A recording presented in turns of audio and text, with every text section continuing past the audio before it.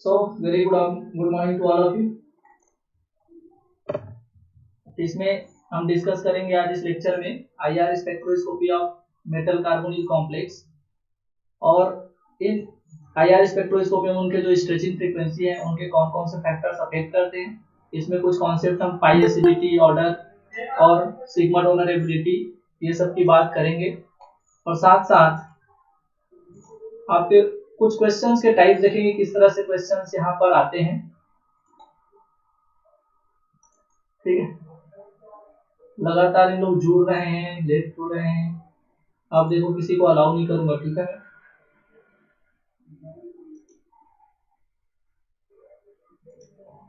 चलिए तो चलिए स्टार्ट करते हैं lecture. IR spectroscopy of metal carbonyl complex. अब ये जो आपकी कोई भी मेटल कार्बोनिल कॉम्प्लेक्स होते हैं उनकी जो इन्वेस्टिगेटिंग स्टडी है उसमें आईआर स्पेक्ट्रोस्कोपी का बहुत रोल है। आईआर स्पेक्ट्रोस्कोपी से आपके जो स्ट्रेचिंग फ्रीक्वेंसी है डिफरेंट डिफरेंट मेटल कार्बोनिल की, उसके अकॉर्डिंग इनको इन्वेस्टिगेट किया जाता है। इसको आपका इंटरप्रिटेट किया जाता है इनके स्पेक्ट्रम से कि किस टाइप से बॉन्डिंग इनके बीच हुआ होगा।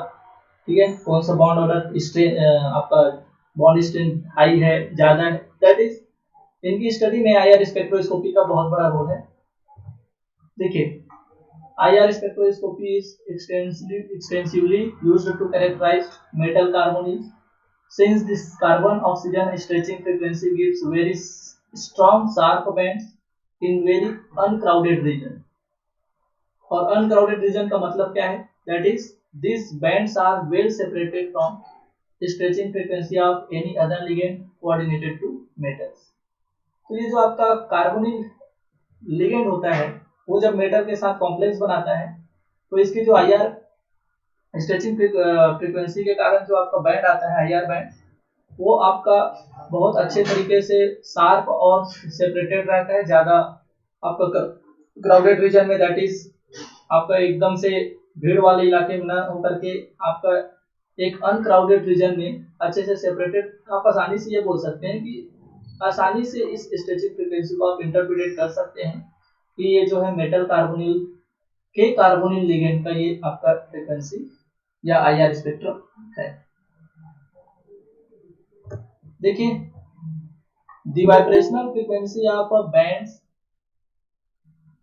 Depends on strength of bond which is measured by force constant. Vibrational frequency का फोर्स कांस्टेंट या फिर बॉन्ड के स्ट्रेंथ से क्या रिलेशन है? तो सिंपल सा बात है कि अगर हम बात करें, अगर कोई ये बॉन्ड है और अगर मैं इसको स्ट्रेच करूं, क्योंकि आईआर स्पेक्ट्रोस्कोपी में स्ट्रेचिंग, बेंडिंग इन्हीं सब की तो बात करते हैं, वाइब्रेशनल बैंड। ठीक है, तो वाइब्रेशनल मोशन, अब आप इसको अब स्ट्रेच करेंगे तो सिंपल सा बात है कि इसको स्ट्रेच करने के लिए अगर ये बॉन्ड अगर स्ट्रांग है तो आपको ज्यादा एनर्जी लगेगा इसको स्ट्रेच करने के लिए। और अगर ये बॉन्ड कमजोर है तो आप इसको आसानी से स्ट्रेच कर सकते हैं। तो ये जो स्ट्रेंथ ऑफ बॉन्ड है उसका तो इफेक्ट पड़ रहा है इसके वाइब्रेशनल फ्रीक्वेंसी पे। तो फ्रीक्वेंसी दैट इज एनर्जी ही तो है, वो ज्यादा फ्रीक्वेंसी दें हाई एनर्जी, लो फ्रीक्वेंसी दें लो एनर्जी। और ये जो स्ट्रेंथ ऑफ बॉन्ड है उसको कैसे आपका जो है जस्टिफाई करता है फोर्स कांस्टेंट कि कौन सा फोर्स बॉन्ड जो है आपका स्ट्रांग है, कौन सा बॉन्ड जो है वीक है। ठीक है, तो देखिए इसका रिलेशन क्या होता है।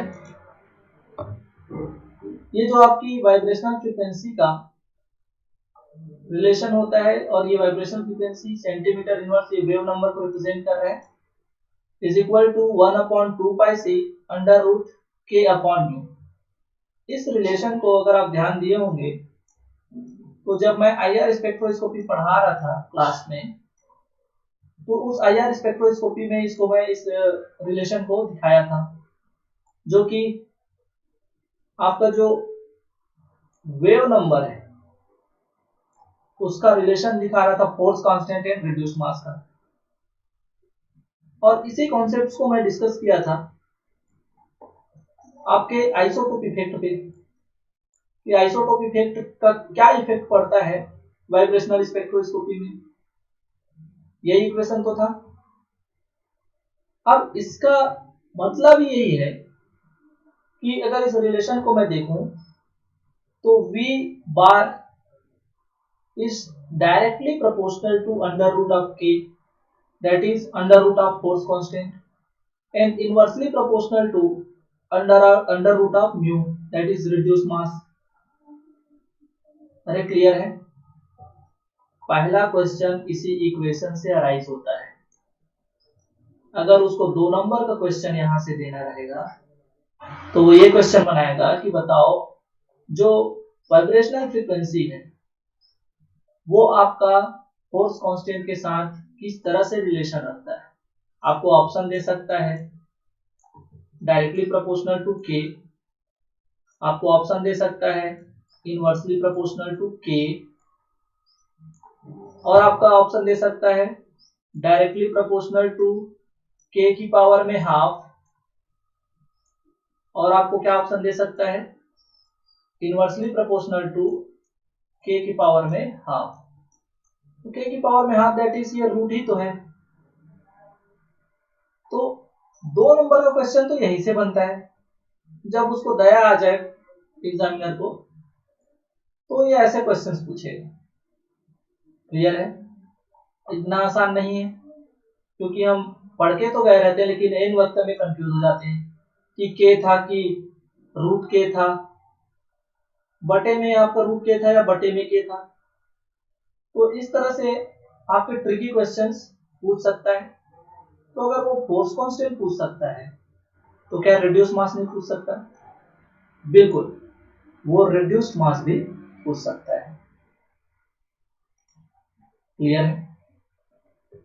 तो इस अकॉर्डिंग से अगर मैं बोलूं तो mu bar is directly proportional to under root of K and inversely proportional to under root of reduce मास।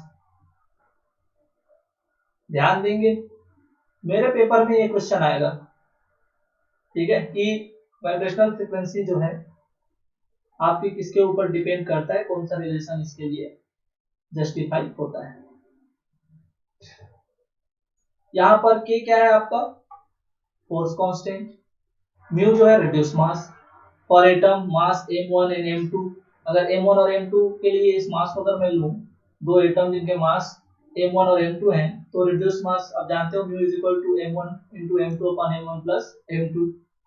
और c जो है आपका वो velocity of light, that is 3 into 10 to the power 10 centimetre second inverse, centimetre पर second है या centimetre second inverse बोल दो, ठीक है। तो ये तो बात थी इसका फंडामेंटल कॉन्सेप्ट। अब बात करते हैं हम आगे factors affecting the stretching frequency. ये जो स्ट्रेचिंग फ्रीक्वेंसी है म्यू, उसका रिलेशन हम फोर्स कांस्टेंट और रिड्यूस मास के साथ तो देख लिए, लेकिन और कौन कौन से फैक्टर है जो इनको अफेक्ट करते हैं, दैट इज किसी बॉन्ड के फोर्स कांस्टेंट को अफेक्ट करते हैं। इससे पहले मैं आपको back bonding, pi bonding, that is bonding in carbonyl and bonding of carbonyl with metals दोनों डिस्कस किए हैं। तो वहां पर मैंने एक बार आपको रिकॉल कर रहा हूं, यहाँ बहुत जगह ये चीजें उपयोग होंगी कि मेटल, कार्बन और ऑक्सीजन, मेटल और कार्बन के बीच का जो बॉन्ड है उसके लिए मैं बैक बॉन्डिंग वर्ड यूज करूंगा और यहां पर पाई बॉन्डिंग यूज करूंगा, पाई बॉन्डिंग यूज करूंगा। आप इसको थोड़ा सा ध्यान देंगे। और बैक बॉन्डिंग और पाई बॉन्डिंग का एक दूसरे के साथ क्या रिलेशन है, इसको भी मैं डिस्कस किया था कि ये दोनों जो हैं एक दूसरे के इनवर्सली प्रोपोर्शनल होते हैं, ठीक है। लेकिन मेटल और कार्बन के बीच आपका सिग्मा डोनेशन है और ये पाई डोनेशन है, ये दोनों एक दूसरे के सिनर्जिस्टिक इफेक्ट डालते थे, तो इनका दोनों के ऊपर डायरेक्टली प्रोपोर्शनल का रिलेशन होता है, लेकिन ये बैक बॉन्डिंग और ये पाई बॉन्डिंग का एक दूसरे के साथ इनवर्सली रिलेशन होता है। यहां तक किसी को दिक्कत?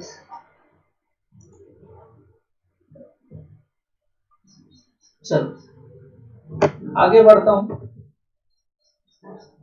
ये जो आपकी आईआर स्ट्रेचिंग फ्रीक्वेंसी होती है वो आपका डायरेक्टली प्रोपोर्शनल होता है बॉन्ड लेंथ के। ना सॉरी, ये गलत लिखा गया है, ठीक है, ये बॉन्ड स्ट्रेंथ है, इसको थोड़ा सा करेक्ट कर लेंगे आप। ये जो है आपका बॉन्ड लेंथ नहीं है, यहाँ पर बॉन्ड लेंथ को मैं लास्ट में दिखाया हूँ, ये जो है आपका मिसप्रिंट हो गया है, आपका क्या है, बॉन्ड स्ट्रेंथ। तो directly proportional to bond strength, और बॉन्ड स्ट्रेंथ डायरेक्टली प्रोपोर्शनल होता है बॉन्ड ऑर्डर के। जितना ज्यादा बॉन्ड ऑर्डर उतना ही ज्यादा वो बॉन्ड का स्ट्रेंथ, और जितना ज्यादा वो स्ट्रेंथ रहेगा बॉन्ड का उतना ही तो ज्यादा मेरे को एनर्जी लगेगा उसको खींचने के लिए, तो उसकी आईआर स्ट्रेचिंग फ्रीक्वेंसी भी बढ़ जाएगी कि नहीं। तो ये तीनों का डायरेक्टली प्रोपोर्शनल वाला रिलेशन है, लेकिन बॉन्ड लेंथ के साथ ये इनवर्सली प्रोपोर्शनल है। क्यों? क्योंकि बड़ा बॉन्ड तो इनके बीच का जो स्ट्रेंथ है वो कमजोर, तो आसानी से मैं इसको स्ट्रेच कर सकता हूं। और छोटा बॉन्ड मतलब भाई ये बॉन्ड ही छोटा इसलिए है क्योंकि इनके बीच अच्छी बॉन्डिंग है, इनको अलग करना इतना आसान नहीं है, और जब अलग करना आसान नहीं है तो बताइए इसको मेरे को स्ट्रेच करने के लिए ज्यादा एनर्जी लगेगी कि नहीं।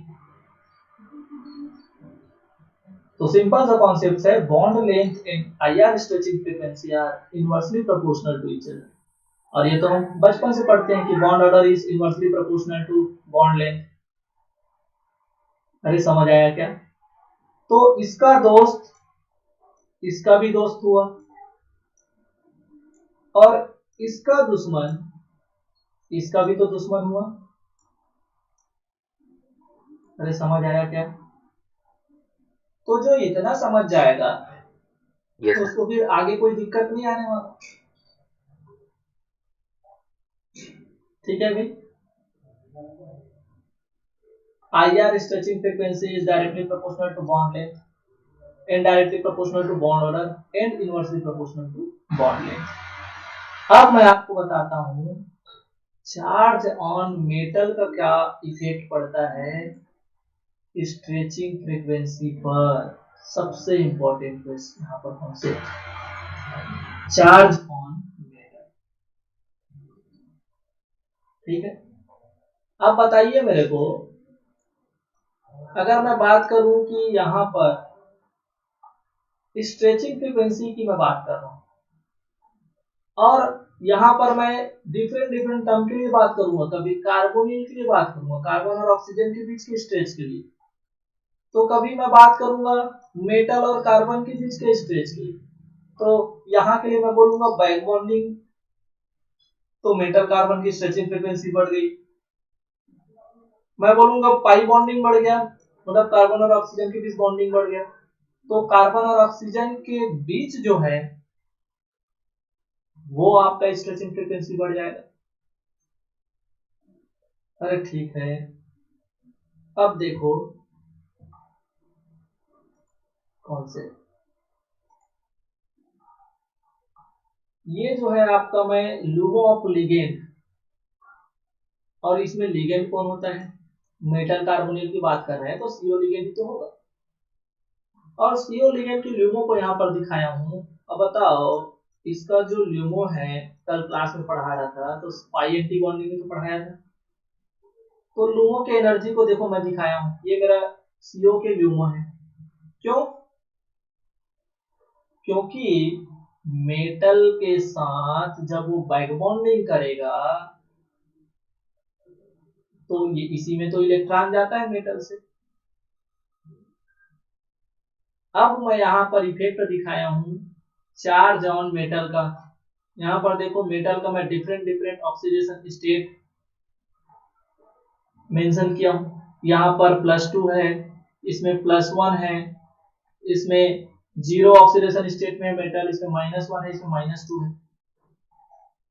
तो बताओ भाई ऑक्सीडेशन स्टेट यहाँ पर मैं कम कर रहा हूं लेफ्ट टू राइट, तो इलेक्ट्रॉन बढ़ेंगे कि नहीं? और जब इलेक्ट्रॉन बढ़ेंगे तो हायर एनर्जी में जाएगा इलेक्ट्रॉन। अरे समझ आया? तो इनकी एनर्जी बढ़ रही है ऑक्सीडेशन स्टेट कम होने से। किसकी भाई? होमो ऑफ मेटल। क्योंकि इसी होमो मेटल के होमो से तो लिगेंड के लुमो में आपका बैक बॉन्डिंग के लिए इलेक्ट्रॉन डोनेट किया जाता है। तो बताओ भाई कि अगर इनके बीच का गैप जो है वो अगर कम हुआ तो आसानी से इनके बीच बैक बॉन्डिंग होगी कि नहीं? अगर इसी गैप को मैं बढ़ा दूं तो थोड़ा दिक्कत होगा कि नहीं बैक बॉन्डिंग में। और अगर मैं इस गैप को बढ़ाते जाऊं तो ये जो डेल ई बढ़ाते जाऊंगा तो उस डेल ई के बढ़ने के कारण बैक बॉन्डिंग क्या होगा? कम होते जाएगा। तो अगर मैं लेफ्ट टू राइट की अगर बात करूं तो देखो बाएं से दाएं चलने पर oxidation state of metal decreases. यहाँ पर +2 था, यहाँ पर +1 है, यहाँ पर 0, -1, -2। तो समझ तो आ रहा है ना कि ये ऑक्सीडेशन स्टेट क्या हो रहा है? कम। कोई बोलता है सर कहाँ, ये +2 से तो ये -2 चला गया, तो यहाँ भी 2 दिख रहा है, यहाँ भी 2 दिख रहा है। तो भैया जब पॉजिटिव टर्म में ऑक्सीडेशन स्टेट जब बढ़ता है, जब इलेक्ट्रॉन निकलते हैं तो उसको बोला जाता है कि ऑक्सीडेशन स्टेट जो है बढ़ रहा है। और अगर इधर मैं लेफ्ट टू राइट देखूं तो इलेक्ट्रॉन जुड़ रहे हैं, तो ऑक्सीडेशन स्टेट यहाँ पर कम हो रहा है। तो ऑक्सीडेशन स्टेट कम होने से देखो energy level of HOMO of metal increases. समझ आया? यहाँ पर ये एनर्जी थी, उसके बाद यहाँ, फिर यहाँ, यहाँ आपको दिखाई दे रहा होगा ऑर्बिटल में। इसके बाद देखिए डेल ई जो है डिक्रीज हो रहा है। अब डेल ई डिक्रीज होने के कारण बैक बॉन्डिंग इंक्रीज होगा।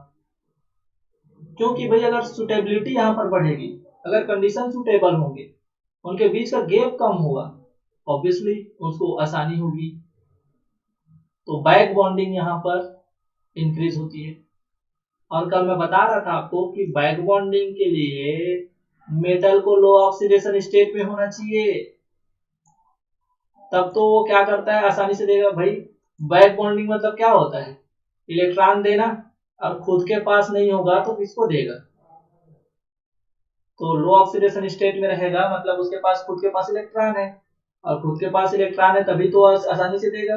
और देख लो ये +2 पहले से इलेक्ट्रॉन दे चुका है बेचारा, गरीबी तो अभी भी है, लेकिन ठीक है मेटल है, लिगेंड के साथ बैक बॉन्डिंग करने की इसकी टेंडेंसी होती है, अमीरी तो दिखाएगा, लेकिन उतनी अमीरी नहीं दिखा पाएगा जितना ये दिखाएगा, क्योंकि इसके पास इलेक्ट्रॉन्स ज्यादा है। तो बैक बॉन्डिंग इंक्रीज हो रही है, और बैक बॉन्डिंग इंक्रीज होने का देखो भाई कोई ज्वाइन कर रहा है, 1 सेकेंड थोड़ा समय, ठीक है। तो बैक बॉन्डिंग आपको यहाँ पर इंक्रीज हो गई, तो बताओ बैक बॉन्डिंग इंक्रीज होता है तो आगे क्या इफेक्ट पड़ता है? MLCT increases, metal to ligand charge transfer increases, जब मैं कोऑर्डिनेशन पढ़ाऊंगा तो इस कॉन्सेप्ट को हम बहुत अच्छे तरीके से पढ़ते हैं, ये इंपॉर्टेंट है। लेकिन यहाँ पर बैक बॉन्डिंग में होता ही क्या है, तो back bonding metal to ligand charge transfer ही तो है। अब देखो कुछ इन चीजों में अलग होगा, इसको हम अभी डिस्कस नहीं करेंगे, हमारा ये टॉपिक नहीं है। लेकिन बैक बॉन्डिंग जब इंक्रीज होती है तो metal MLCT metal to charge ligand charge transfer जो है वो भी इंक्रीज होती है। क्लियर है? तो इतना इस कॉन्सेप्ट को जो समझ जाएगा कि हो क्या रहा है, ऑक्सीडेशन स्टेट कम हुआ तो अवेलेबिलिटी जो इलेक्ट्रॉन्स की मेटल के पास बढ़ी, उनके होमो की एनर्जी कम हुई, तो उनके बीच लिगेंड के लुमो के साथ गैप कम हुआ, और जब गैप कम होगा तो बैक बॉन्डिंग बढ़ेगी, और बैक बॉन्डिंग जब बढ़ेगी तो आपका मेटल और कार्बन के बीच का बॉन्ड ऑर्डर जो है क्या होगा, बढ़ जाएगा। कहने का मतलब ये है कि ये बॉन्ड ऑर्डर बॉन्ड स्ट्रेंथ ज्यादा हो जाएगा। और कल मैं बता रहा था कि मेटल और कार्बन के बीच जब बैक बॉन्डिंग बढ़ती है तो कार्बन और ऑक्सीजन के बीच की जो पाई बॉन्डिंग है वो डिक्रीज हो जाती है। क्यों? क्योंकि उसके एंटी बॉन्डिंग ऑर्बिटल में इलेक्ट्रॉन जाते हैं, और एंटी बॉन्डिंग में जब इलेक्ट्रॉन जाते हैं तो उसकी जो बॉन्ड होता है वो बॉन्ड ऑर्डर कम हो जाता है, और ऑब्वियसली बॉन्ड ऑर्डर कम होगा तो बॉन्ड लेंथ सॉरी आपका स्ट्रेंथ है ना, बॉन्ड स्ट्रेंथ भी कम होगा और बॉन्ड लेंथ क्या हो जाएगा, बढ़ जाएगा, तो स्ट्रेचिंग फ्रीक्वेंसी कम हो जाएगी। अरे आपको समझना है कि क्वेश्चन में आपको मेटल और कार्बन के बीच का स्ट्रेचिंग फ्रीक्वेंसी पूछा है कि कार्बोनिल के दैट इज कार्बन और ऑक्सीजन के बीच का स्ट्रेचिंग फ्रीक्वेंसी पूछा है। आधे बच्चे किसी को ही समझ नहीं पाते कि क्वेश्चन में पूछा क्या है, और देख रहे हो आप इसका दोनों में जस्ट अपोजिट रिएक्शन यहाँ पर पड़ रहा है। समझ आया क्या?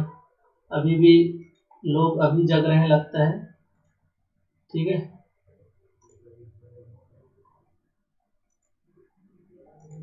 चलो इतना समझ आया क्या भाई? एक बार थोड़ा सा अपडेट करो मेरे को, उसके बाद फिर मैं आगे बढ़ूंगा।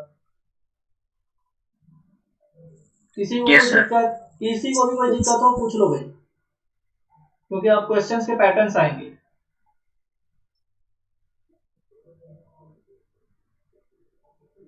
किसी को दिक्कत नहीं, आगे बढ़ूं?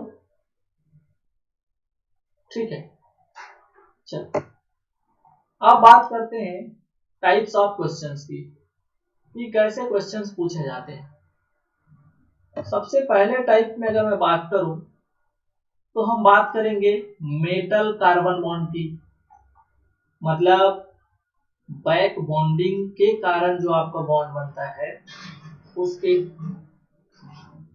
ठीक है। तो देखो यहां पर एक मैंने क्वेश्चंस लिखे हैं, कार्बोनिल सभी में दिख रहा होगा, metal metal metal metal metal सब में दिख रहे हैं। चेंजेस क्या है? Oxidation state +2 +1 0 -1 -2। तो यहां पर वेरिएशन क्या है ऑक्सीडेशन स्टेट में? तो आपको क्वेश्चन कैसे पकड़ना है, जो चीज कांस्टेंट होता है ना उसमें फोकस मत करना। कहां फोकस करना? जिनमें वेरिएशन है, क्योंकि जो जिसमें वेरिएशन पाया जाएगा वही उसी कॉन्सेप्ट से आपको क्वेश्चन पूछा गया है। और डिफरेंट टाइप के जिन चीजों में वेरिएशन आ जाता है ना तो वो क्वेश्चन थोड़े हार्ड हो जाते हैं, क्योंकि किसका क्या इफेक्ट पड़ रहा है, किसका क्या इफेक्ट पड़ रहा है। लेकिन एक ही फैक्टर का अगर वहां पर आपको कॉन्सेप्ट दिया गया है, उनमें वेरिएशन दिया गया है, तो वो क्वेश्चन उसी कॉन्सेप्ट से बनने वाले हैं। तो अगर मैं यहाँ पर देखूं तो ऑक्सीडेशन स्टेट पे चेंजेस है, तो क्यों ना ये क्वेश्चन ऑक्सीडेशन स्टेट से बनेगा। अरे समझ आया क्या? तो कौन बताएगा कि इसका decreasing order of bond strength इनका मेटल और कार्बन का क्या होगा? इसको मैं 1 लेता हूं, 1 2 3 U क्या चीज? सर जैसे लगा हुआ है उसी के हिसाब से वो डिक्रीजिंग होएगा उसमें। अच्छा, मतलब उसी के अकॉर्डिंग डिक्रीज होगा। ठीक, यस सर। अच्छी बात है। तो अगर मैं इसको 1 2 3 4 5, क्योंकि ये तो एक सीक्वेंस से अरेंज्ड है, तो या तो ये लेफ्ट टू राइट बढ़ेगा metal carbon bond bond strength, या फिर लेफ्ट टू राइट कम होगा, क्योंकि ये तो अरेंज अरेंज है बढ़िया अच्छे तरीके से। तो देखो, अभी हम क्या बोले कि लेफ्ट टू राइट जब देख रहा हूं तो ऑक्सीडेशन स्टेट क्या हो रहा है मेरा, कम हो रहा है। और ऑक्सीडेशन स्टेट कम होता है तो होमो की एनर्जी बढ़ती है। डेल ई क्या होता है, कम होता है, और डेल ई कम होता है तो बैक बॉन्डिंग बढ़ती है, और बैक बॉन्डिंग बढ़ती है तो मेटल और कार्बन के बीच का बॉन्ड ऑर्डर बढ़ता है, और बॉन्ड स्ट्रेंथ बढ़ता है। और जब बॉन्ड स्ट्रेंथ बढ़ेगा तो ऑब्वियसली आपका स्ट्रेचिंग फ्रीक्वेंसी भी बढ़ेगा। समझ आया क्या? ठीक है, तो देखो ये होगा क्या भाई, left to right oxidation state decreases, back bonding increases, और बैक बॉन्डिंग इंक्रीज हो रहा है तो energy level of HOMO of metal increases, metal carbon bond order increases. और इतना अगर आप पकड़ लिए तो अब आगे का काम आप कर सकते हैं, that is metal carbon bond strength increases, metal carbon bond energy also increases, क्योंकि दिस ऑल आर, देखो अगर ऑक्सीडेशन स्टेट को अगर छोड़ दूं तो this all are directly proportional to each other for metal carbon bond. अगर आगे बात करें तो stretching frequency of metal carbon bond increases, MC लिखा हूं यहां पर, मतलब मेटल और कार्बन के बीच का यहां पर क्या पूछ रहा हूं, स्ट्रेचिंग फ्रीक्वेंसी पूछ रहा हूं। समझ आया क्या भाई? तो ऑर्डर क्या होगा, तो इंक्रीजिंग ऑर्डर में तो ऑलरेडी जमा है, तो ये क्या ऐसे होगा क्या भाई, अगर स्ट्रेचिंग फ्रीक्वेंसी का अगर मैं ऑर्डर पूछूं तो यही आएगा क्या, ये आपका स्ट्रेचिंग फ्रीक्वेंसी का ये ऑर्डर है। क्लियर है? चलो आगे बढ़ते हैं। Metal carbon bond length decreases inversely proportional, ये कोई बताने की बात ही नहीं है। ठीक है, क्वेश्चन, चलिए भाई ये आपका क्वेश्चन है, तुरंत बताओ मेरे को। ये अगर आपका क्वेश्चन दिया हुआ है, ये क्वेश्चन है आपका Miessler and Tarr inorganic chemistry 5th edition का क्वेश्चन है। इस क्वेश्चन को बताओ कि मेरा स्ट्रेचिंग फ्रीक्वेंसी का ऑर्डर क्या होगा। ये मेरा फर्स्ट है, ये सेकंड है, ये आपका थर्ड, फोर्थ, और ये फिफ्थ। बताइए ऑर्डर क्या होगा। First second third. बताइए बताइए। सबसे ज्यादा फर्क नहीं होगा।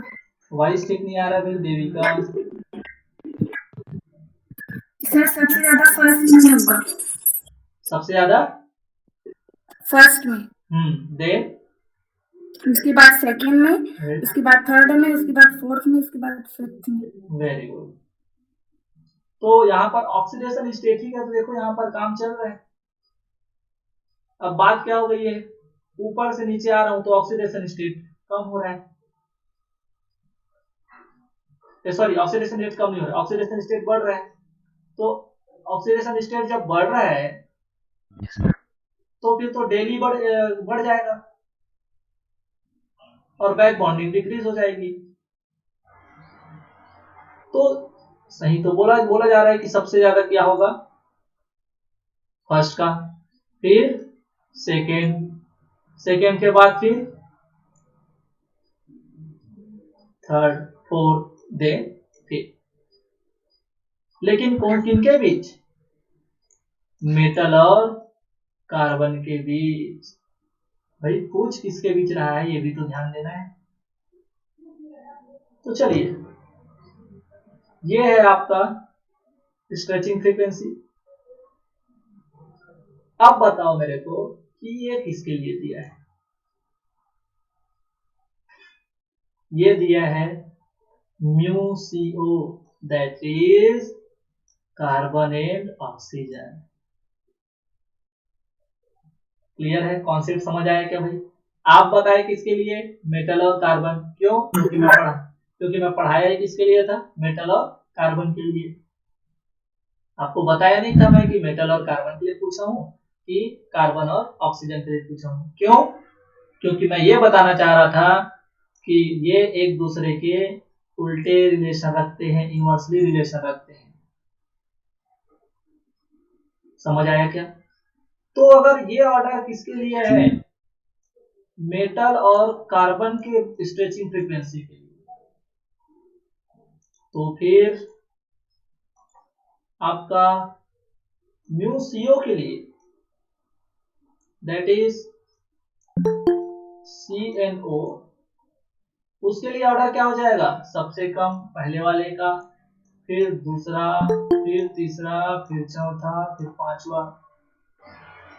अरे समझ आया क्या? किसको किसको दिक्कत है भाई बताइए।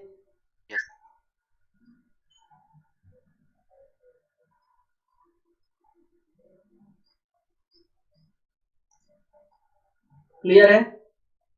देखो सबसे पहले 1748। मेरे को थोड़ा समझ में नहीं आया। कौन? ओके चलो मैं इसको मिटा के समझाता हूं। देखो वो क्या रहा है, ऑक्सीडेशन स्टेट यहाँ पर क्या पूछा गया है? ऑक्सीडेशन स्टेट में वेरिएशन है। ऊपर से नीचे आ रहा हूं तो ऑक्सीडेशन स्टेट क्या हो रहा है? देखो ऑक्सीडेशन स्टेट क्या हो रहा है? बढ़ रहा है। और जब ऑक्सीडेशन स्टेट बढ़ता है तो बैक बॉन्डिंग क्या होती है? घट जाती है। और बैक बॉन्डिंग घटती है तो पाई बॉन्डिंग जो है इंक्रीज हो जाती है। अरे यही तो रिलेशन था क्या? ये मेटल हो गया, ये कार्बन हो गया, और ये ऑक्सीजन हो गया। ये बैक बॉन्डिंग होगा तो ये बढ़ेगा, और बैक बॉन्डिंग बढ़ता है तो ये पाई बॉन्डिंग क्या होगा? घट जाएगा। लेकिन अगर बैक बॉन्डिंग घट जाती है तो पाई बॉन्डिंग क्या हो जाएगी? इंक्रीज हो जाएगी। अरे समझ आया? क्यों? क्योंकि ये एक दूसरे के साथ उल्टा रिलेशन रखते हैं। यही तो मैं बता रहा था, पिछले लेक्चर में भी यही डिस्कस किया था और अभी भी शुरू में यही बताया मैं। अब हमको सिर्फ इतना पता करना था इस क्वेश्चन में कि बैक बॉन्डिंग बढ़ रहा है कि घट रहा है। और इसके लिए मैं क्या यूज में लिया? ये जो आपका ऑक्सीडेशन स्टेट है, जब ऊपर से नीचे क्या हो रहा है? बढ़ रहा है, तो ऑक्सीडेशन स्टेट बढ़ने के कारण बैक बॉन्डिंग क्या हो जाती है? घट जाती है। और बैक बॉन्डिंग जब घट जाएगी तो ये नीचे वाला कॉन्सेप्ट पाई बॉन्डिंग क्या हो जाएगा? बढ़ जाएगा। तो बैक बॉन्डिंग यहाँ पर घट रही है। तो अगर मेरे को ये क्वेश्चन पूछा रहता म्यू MC, क्लियर है, तो ऑर्डर क्या होता भाई? सबसे ज्यादा किसका होता? फर्स्ट का। अरे समझ आया क्या? क्यों? क्योंकि बैक बॉन्डिंग यहां पर इसमें सबसे ज्यादा हो रही है। उसके बाद सेकंड, उसके बाद थर्ड, उसके बाद फिर फोर्थ, फिर आपका सबसे कम किसमें होता? फिफ्थ में। क्यों? क्योंकि बैक बॉन्डिंग सबसे कम किसमें है? 5वें वाले में। और जिसमें जितना कम बैक बॉन्डिंग उतना ही उसका मेटल कार्बन का बॉन्ड स्ट्रेंथ और उतना ही कम उसकी स्ट्रेचिंग फ्रीक्वेंसी। लेकिन हमको क्वेश्चन में क्या पूछा था? कार्बन और ऑक्सीजन के बीच की स्ट्रेचिंग फ्रीक्वेंसी। तो अगर यहां बैक बॉन्डिंग कम हो रही है तो पाई बॉन्डिंग बढ़ता है,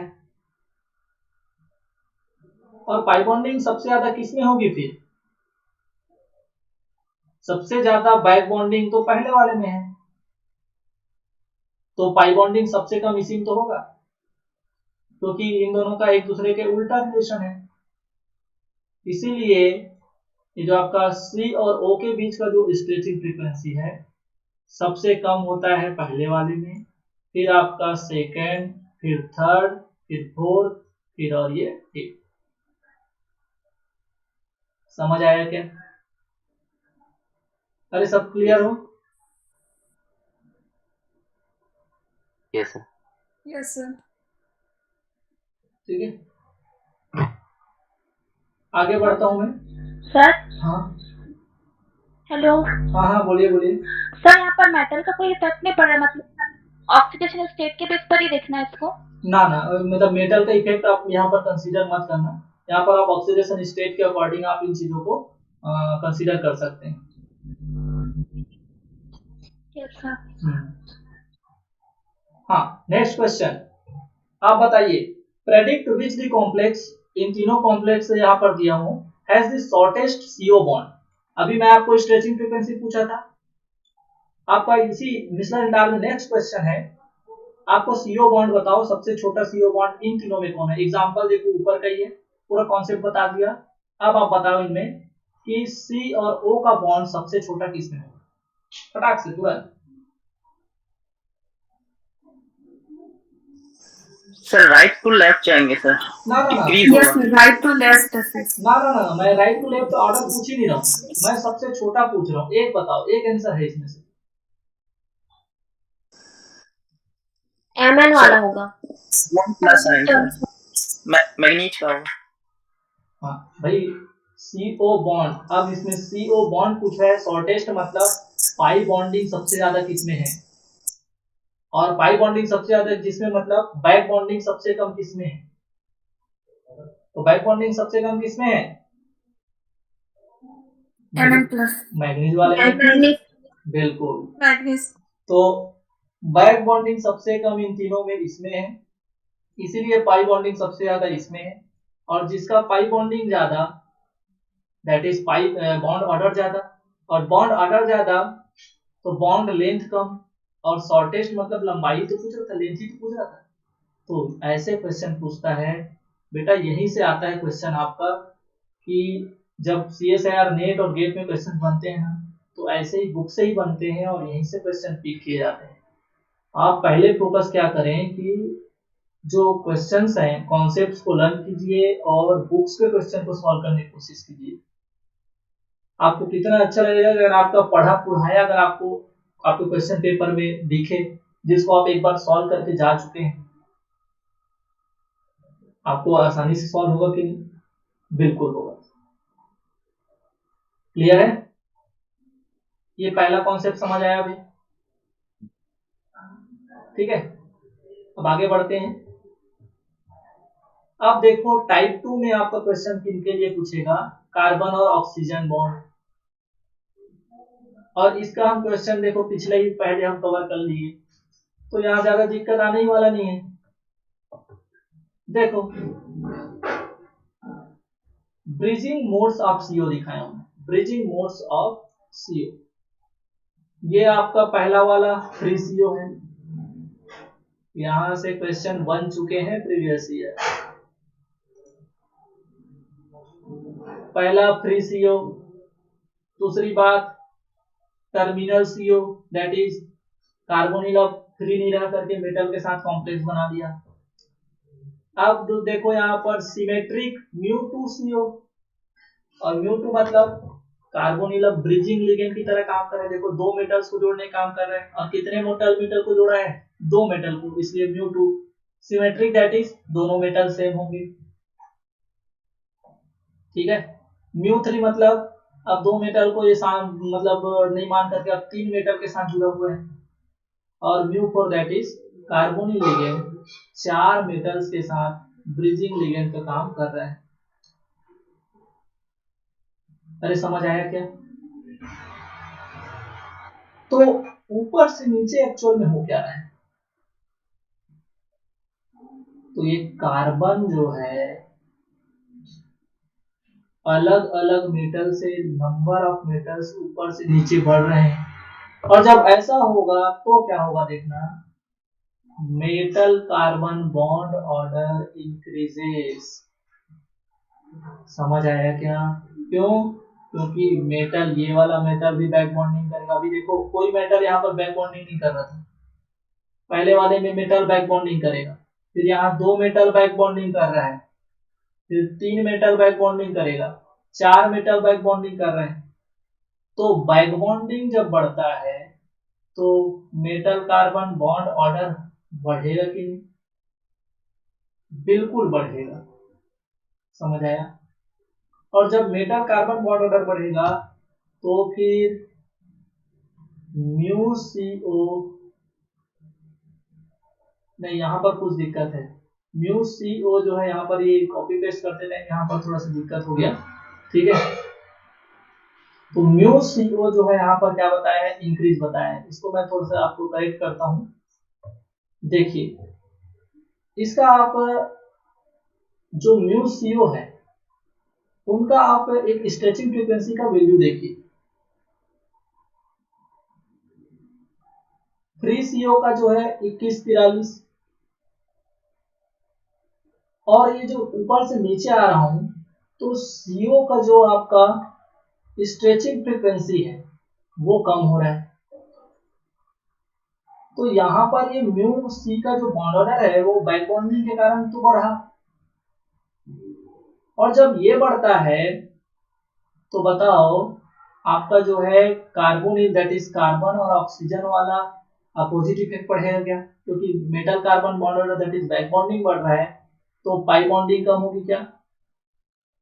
तो ये इसको थोड़ा सा आप सुधार लेंगे। यहाँ पर क्या होगा, बैक बॉन्डिंग बढ़ रहा है और बैक बॉन्डिंग कैसे बढ़ रहा है? नंबर ऑफ मेटल्स इंक्रीज हुए हैं तो दानी लोग यहाँ पर बढ़ गए हैं, तो भैया एक्सेप्टर एक ही है, पाई बॉन्डिंग क्या हो जाएगा, डिक्रीज। और पाई बॉन्डिंग जब डिक्रीज होगा तो उसका बॉन्ड स्ट्रेंथ भी, पाई बॉन्डिंग का बॉन्ड स्ट्रेंथ कम होगा। तो इसको आप थोड़ा सा सुधार लेंगे, ये इंक्रीज ना होकर के क्या हो जाएगा, ये डिक्रीज हो जाएगा। समझ आए क्या? इसको थोड़ा सा आप करेक्ट कर लेंगे, म्यू सीओ जो है डिक्रीज हो जाएगा। क्यों? और यहाँ पर देखिए CO बॉन्ड लेंथ डिक्रीजेस ना, CO बॉन्ड लेंथ इंक्रीजेस कर लेना इसको, CO बॉन्ड लेंथ इंक्रीजेस, क्योंकि कार्बन और ऑक्सीजन बॉन्ड लेंथ इंक्रीज होगा तभी तो इनका जो म्यू CO होगा वो कम होगा। तो ऊपर से नीचे जब मैं आ रहा हूं तो ये जो आपका कार्बोनिल का जो कार्बन और ऑक्सीजन का जो स्ट्रेचिंग फ्रीक्वेंसी है वो कम हो रहा है। इसका सीधा मतलब क्या है कि आपका ये वाला कार्बन और ऑक्सीजन का बॉन्ड स्ट्रेंथ कम होते जा रहा है, और वो कम कैसे होता है, जब यहाँ पर मेटल और कार्बन के बीच का जो बॉन्ड स्ट्रेंथ है वो, दैट इज बैक बॉन्डिंग जो है वो बढ़ जाए। समझ आया क्या भाई? ये क्वेश्चन आएगा, ठीक है, सेम डेटा के साथ आएगा। आगे बढ़ूं? Yes sir. अब देखो फिर से एक क्वेश्चन है आपका, कंपाउंड ये है इसमें NiCO4, ApCO5, CrCO6 number of ligands यहाँ पर बढ़ रहे हैं। तो क्या होंगे नंबर ऑफ लिगेंड्स बढ़ेंगे तो देखिए नंबर ऑफ लिगेंड म्यूCO यहाँ पर कम हो रहे हैं।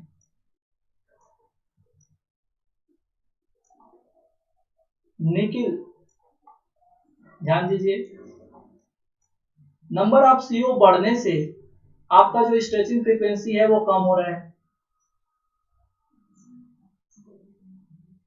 तो क्या प्रभाव पड़ रहा है नंबर ऑफ लिगेंड का?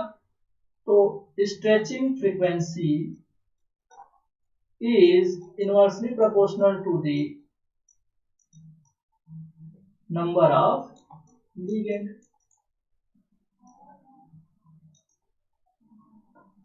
यही तो यहाँ पर वो हो रहा है, कॉन्सेप्ट काम कर रहा है। और अगर बात करें सर यहाँ पे टर्मिनल लिगेंड लेना है ना, टर्मिनल लिगेंड अगर बढ़ा है तो यहाँ पे उसकी स्ट्रेचिंग फ्रीक्वेंसी कम हो रही है। ना देखो ये पूरा सभी में टर्मिनल है, किसी में ब्रिजिंग नहीं है। तो इसमें टर्मिनल वाला कॉन्सेप्ट क्या है? हाँ बोलो बोलो। अगर ब्रिजिंग भी होगी, एक सेकेंड ना, ब्रिजिंग लिगेंड होंगे यही होगा सर कि नंबर ऑफ लिगेंड बढ़ेंगे तो फ्रीक्वेंसी कम होगी। नंबर ऑफ लिगेंड्स बढ़ेंगे तो फ्रीक्वेंसी कम होगी। कम ब्रिजिंग लिगेंड अगर होंगे तो हाँ, अगर आप इस एग्जांपल में अगर आप देखें तो ये एग्जांपल में आपका पूरा कॉन्सेप्ट जो काम कर रहा है वो नंबर ऑफ CO का ही काम कर रहा है। अगर मैं बात करूं ये क्रोमियम, ये आयरन, ये निकिल, समझ आ रहा है क्या? तो निकिल तो भैया बहुत सारे इलेक्ट्रॉन्स रखे रहते हैं, ये सभी न्यूट्रल है, देख लो पूरे न्यूट्रल है कि नहीं। तो निकिल कितना D8 H2, iron D6 H2 D4 H2। अरे समझ आया क्या? तो अगर आप मेटल को ध्यान देंगे तो मेटल को ध्यान देंगे तो इसके पास तो भर भर की इलेक्ट्रॉन है, और जब ये इसके पास बहुत सारे इलेक्ट्रॉन है तो इसको तो बैक बॉन्डिंग मचा के करना था, मतलब बैक बॉन्डिंग इसमें ज्यादा होना चाहिए था ना। और जब बैक बॉन्डिंग ज्यादा होता तो पाई बॉन्डिंग यहाँ पर कम होना था, और पाई बॉन्डिंग जब कम होता तो इसके लिए तो सबसे कम इनर जो आपका वो था क्या बोलते हैं जो स्ट्रेचिंग फ्रीक्वेंसी कार्बोनिल की थी सबसे कम तो इसी की होनी थी, लेकिन सबसे ज्यादा तो इन तीनों में इसी का है। समझ आ रहा है क्या? क्यों? क्योंकि D4H2 की अगर बात करूं तो इसमें तो कम इलेक्ट्रॉन है, और कम इलेक्ट्रॉन है तो बेचारा कहां से अच्छे से बैक बॉन्डिंग कर पाएगा। और जब यहाँ बैक बॉन्डिंग कम हो रहा है, बैक बॉन्डिंग यहाँ कम हो रहा है तो पाई बॉन्डिंग को क्या होना चाहिए था यहाँ पर ज्यादा, और पाई बॉन्डिंग ज्यादा होना चाहिए था तो इसके लिए स्ट्रेचिंग फ्रीक्वेंसी को सबसे ज्यादा होना चाहिए था, लेकिन सबसे कम तो इसी का है।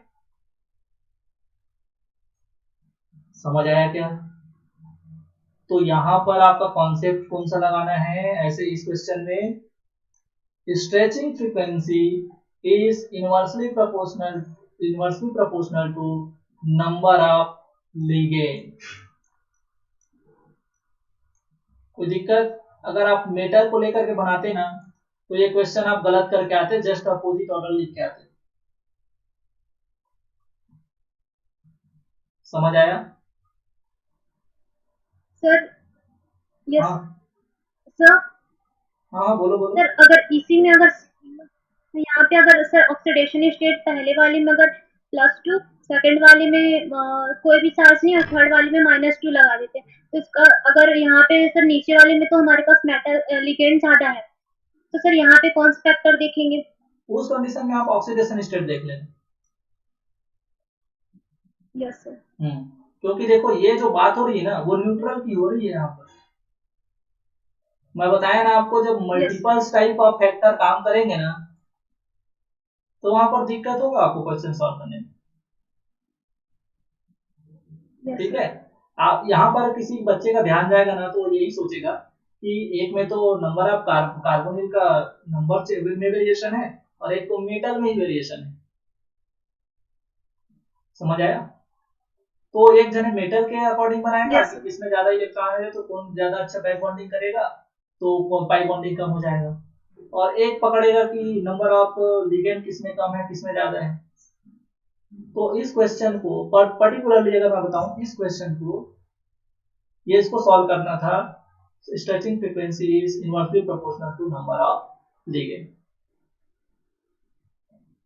इसीलिए ये जो डेटा है मैंने अच्छे बुक से उठाए हैं ताकि आपको कोई कंफ्यूजन ना रहे, और अगर कोई कंफ्यूजन है तो बिल्कुल इस क्वेश्चन को आप रट लेना, क्योंकि ऐसे क्वेश्चंस आपको एग्जाम में दिखते हैं जहां पर डाउट आने के चांसेस होते हैं।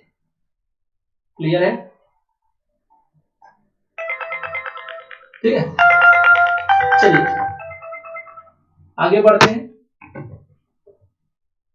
Type third, carbon oxygen bond order. और कार्बन ऑक्सीजन बॉन्ड ऑर्डर में क्या देखा जाता है, देखो भावना को क्या हुआ, भावना बार बार ज्वाइन कर रही है, लेफ्ट हो रही है, नेटवर्क इशू आ रहा है क्या? हाँ, थोड़ा सा वॉइस जब कॉल वगैरह आते हैं ना आसपास ना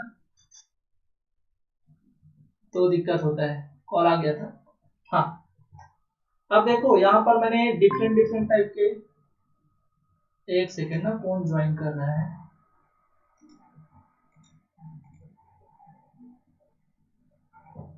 ज्वाइन है, ठीक। हाँ भाई, देखिए तो यहाँ पर देखिए, एक तो मैंने फ्री कार्बोनिल लिया है, फिर जो है कार्बोनिल को बोरान के साथ जोड़ा है। देखिए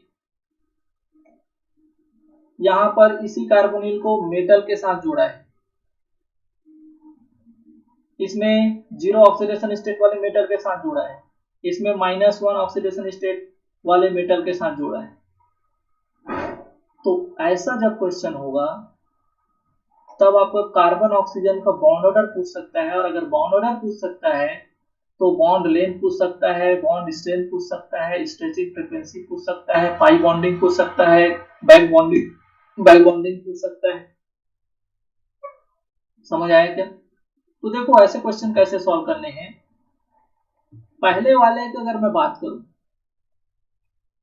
तो बॉन्ड ऑर्डर जो होती है ग्रेटर देन 3 होती है। ठीक है,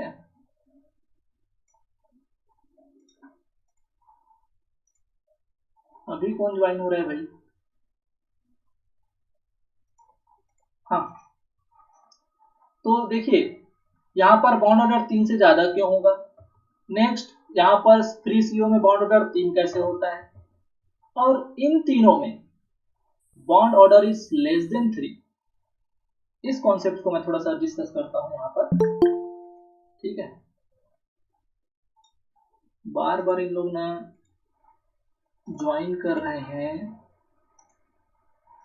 ठीक है, अगली बार से ऐसा अलाउ नहीं करूंगा भाई मैं। ठीक, चलिए तो देखिए यहां पर होता क्या है, बोरान में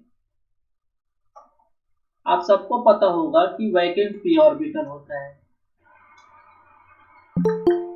ठीक है, ये लोग अभी सो उठ रहे हैं क्या, जो अभी ज्वाइन हो रहे हैं?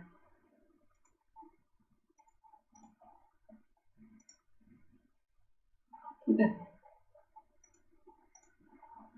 चलो तो देखो कार्बोनिल का जो लोन पेयर है उसको वो डोनेट करके इस बोरान के साथ जुड़ता है। अरे समझ आया क्या? लेकिन बोरान के पास, बेचारे के पास कोई फील्ड ऑर्बिटल नहीं होता जिसको वो क्या करे, फिर से बैक बॉन्डिंग करे इस कार्बोनिल के साथ। समझ आया क्या? तो बॉन्ड ऑर्डर जो होता है, ये आपका ये वाला जो बॉन्ड ऑर्डर है कार्बोनिल का, वो 3 न रह करके 3 से ज्यादा हो जाता है। क्यों? अब याद करो मेरा पुराना लेक्चर, पिछला लेक्चर जो है, ये जो लोन पेयर है वो कहाँ से जाता है? कार्बोनिल के नॉन बॉन्डिंग ऑर्बिटल। तो नॉन बॉन्डिंग ऑर्बिटल से गया है तो बॉन्ड ऑर्डर में कोई चेंज नहीं आना था, लेकिन आपको पता था कि उसमें उस नॉन बॉन्डिंग ऑर्बिटल में स्लाइटली एंटी बॉन्डिंग कैरेक्टर भी था। और एंटी बॉन्डिंग कैरेक्टर होने के कारण अब मैं बोलूंगा कि उसमें कंप्लीट एंटी बॉन्डिंग कैरेक्टर नहीं था, थोड़ा सा एंटी बॉन्डिंग कैरेक्टर था। इसीलिए एंटी बॉन्डिंग से जब इलेक्ट्रॉन निकलते हैं तो बॉन्ड ऑर्डर क्या हो जाता है? बढ़ जाता है। और जब बॉन्ड ऑर्डर जब बढ़ता है तो बताओ, यहाँ पर ये 3 जो फ्री CO था उसका बॉन्ड ऑर्डर अगर 3 था तो 3 से ज्यादा होगा कि नहीं? बिल्कुल होगा। लेकिन एकदम से वो 4 नहीं हो जाता। क्यों? क्योंकि उसमें कंप्लीट एंटी बॉन्डिंग कैरेक्टर नहीं था, उसमें स्लाइटली एंटी बॉन्डिंग कैरेक्टर था। लेकिन इनमें देखिए, इनमें बॉन्ड ऑर्डर जो है 3 से कम क्यों है? क्योंकि ये बेचारे बॉन्डिंग तो किए, सिग्मा डोनेशन तो किए, लेकिन इनमें तो बैक बॉन्डिंग भी पाई जाती है। और बैक बॉन्डिंग के जो आपका बैक बॉन्डिंग के कारण जो इलेक्ट्रॉन आता है वो इसके एंटी बॉन्डिंग ऑर्बिटल में आता है। और इसके एंटी बॉन्डिंग ऑर्बिटल में जब इलेक्ट्रॉन आता है तो बॉन्ड ऑर्डर कम होता है। जैसे कि एंटी बॉन्डिंग से इलेक्ट्रॉन निकला तो बॉन्ड ऑर्डर बढ़ गया, तो एंटी बॉन्डिंग में जब इलेक्ट्रॉन आते हैं तो बॉन्ड ऑर्डर क्या हो जाता है? कम हो जाता है। तो जो फ्री CO में बॉन्ड ऑर्डर 3 था वो अब क्या हो जाएगा? 3 से कम हो जाता है। समझ आया? अब किसमें कितना कम होगा? तो ऑब्वियसली जिसमें ज्यादा बैक बॉन्डिंग होगा उसमें ज्यादा कम होगा। और लेफ्ट टू राइट अगर आप चल रहे हैं तो ऑक्सीडेशन स्टेट कम हो रहा है, और ऑक्सीडेशन स्टेट कम होता है तो बैक बॉन्डिंग बढ़ता है, और बैक बॉन्डिंग बढ़ेगा तो पाई बॉन्डिंग कम होता है। समझ आया क्या? तो इस तरह से यहाँ पर आपको बॉन्ड ऑर्डर के कॉन्सेप्ट में आपको वो क्वेश्चन कर सकता है। देखिए, left to right CO bond order decreases.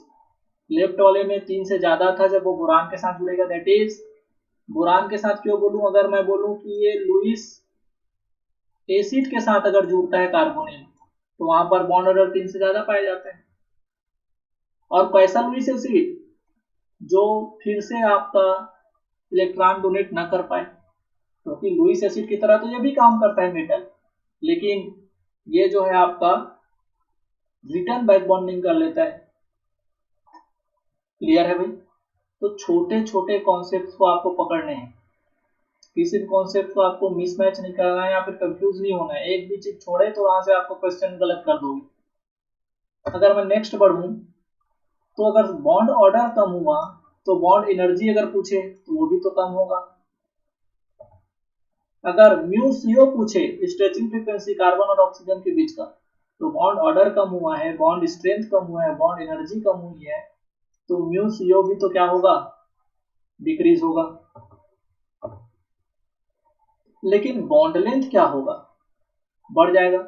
Obviously bond length, bond order कम हुआ है तो बॉन्ड लेंथ क्या हो जाएगा? बढ़ जाएगा। क्यों? क्योंकि ये एक दूसरे के इनवर्सली प्रोपोर्शनल रिलेशन शो करते हैं। क्लियर है भाई? आगे बढ़ते हैं टाइप 4 में, और टाइप 4 में डिस्कस करते हैं। अब CO बॉन्ड ऑर्डर पहले वाले में जब मैं बताया आपको, तो वहां पर जब ये बोरान के साथ, दैट इज ऐसा लुईस एसिड जो फिर से बैक बॉन्डिंग ना करे, उसके साथ जब कार्बोनिल जुड़ता है तो बॉन्ड ऑर्डर 3 न रह करके 3 से ज्यादा आता है। अभी लेफ्ट साइड दिखा रहा था आपको पिछले साइड में। अब दिक्कत क्या करेगा? ये जेड का क्या इफेक्ट पड़ता है ये भी हम देख लेते हैं। इतने सारे कॉन्सेप्ट्स आपको पूछता है वो, पूरा छोटे छोटे चीजों को उठा करके आपको क्वेश्चन क्रिएट कर देता है। तो हम जेड का इफेक्ट देखते हैं। तो देखो यहाँ पर जेड को अगर मैं फ्लोरीन, क्लोरीन, ब्रोमीन, आयोडीन, तो देखो यहाँ पर BF3, BCl3, BBr3, Bi3, clear है। तो डिफरेंट बोरान के हाइड्स लिए, समझ आया कि? तो इसको मैं समझाता हूं। ये लोग सभी बोरान के पास सभी क्या होते हैं,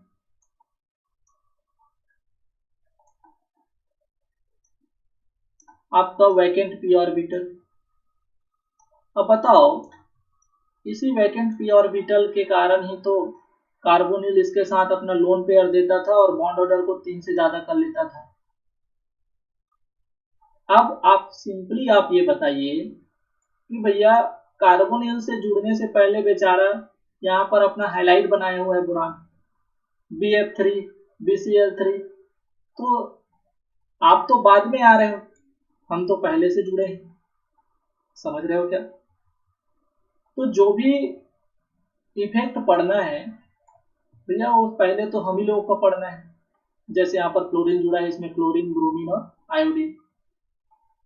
तो सबसे पहले तो हमको यही समझना है कि ये जो आपका क्लोरीन है उसका क्या फिनोमिना हो रहा है, इसके साथ क्या इंटरेक्शन हो रहा है, क्लोरीन का क्या हो रहा है। क्योंकि कार्बोनिल इसीलिए जुड़ पा रहा है बोरान के साथ क्योंकि इसके पास वैकेंट 2p ऑर्बिटल है। क्या है? 2p orbital. अब बताओ मेरे को, फ्लोरीन के पास क्या होता है? तो आप बोलेंगे सर फ्लोरीन के पास लोन पेयर होता है। हाइड्रोजन में होता है भी लोन पेयर, 3 लोन पेयर होते हैं क्या? अरे सबको पता है क्या? Yes sir. Yes sir. ठीक, सबको पता है, मतलब होशियार हो आप लोग, सब लोग पता है।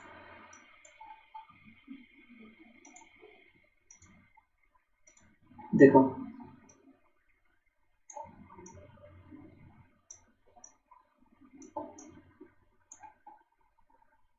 ब्रोमीन के पास कौन सा p होता है?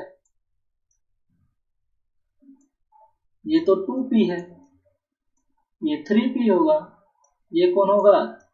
4p, और ये बोलता है मेरे पास 5p है। समझ आया क्या? अब ये है लोन पेयर, मतलब फील्ड है ना, ये फील्ड है, लोन पेयर है मतलब यहां से पूरा फील्ड है, ये भी फील्ड होता है, ये भी फील्ड है।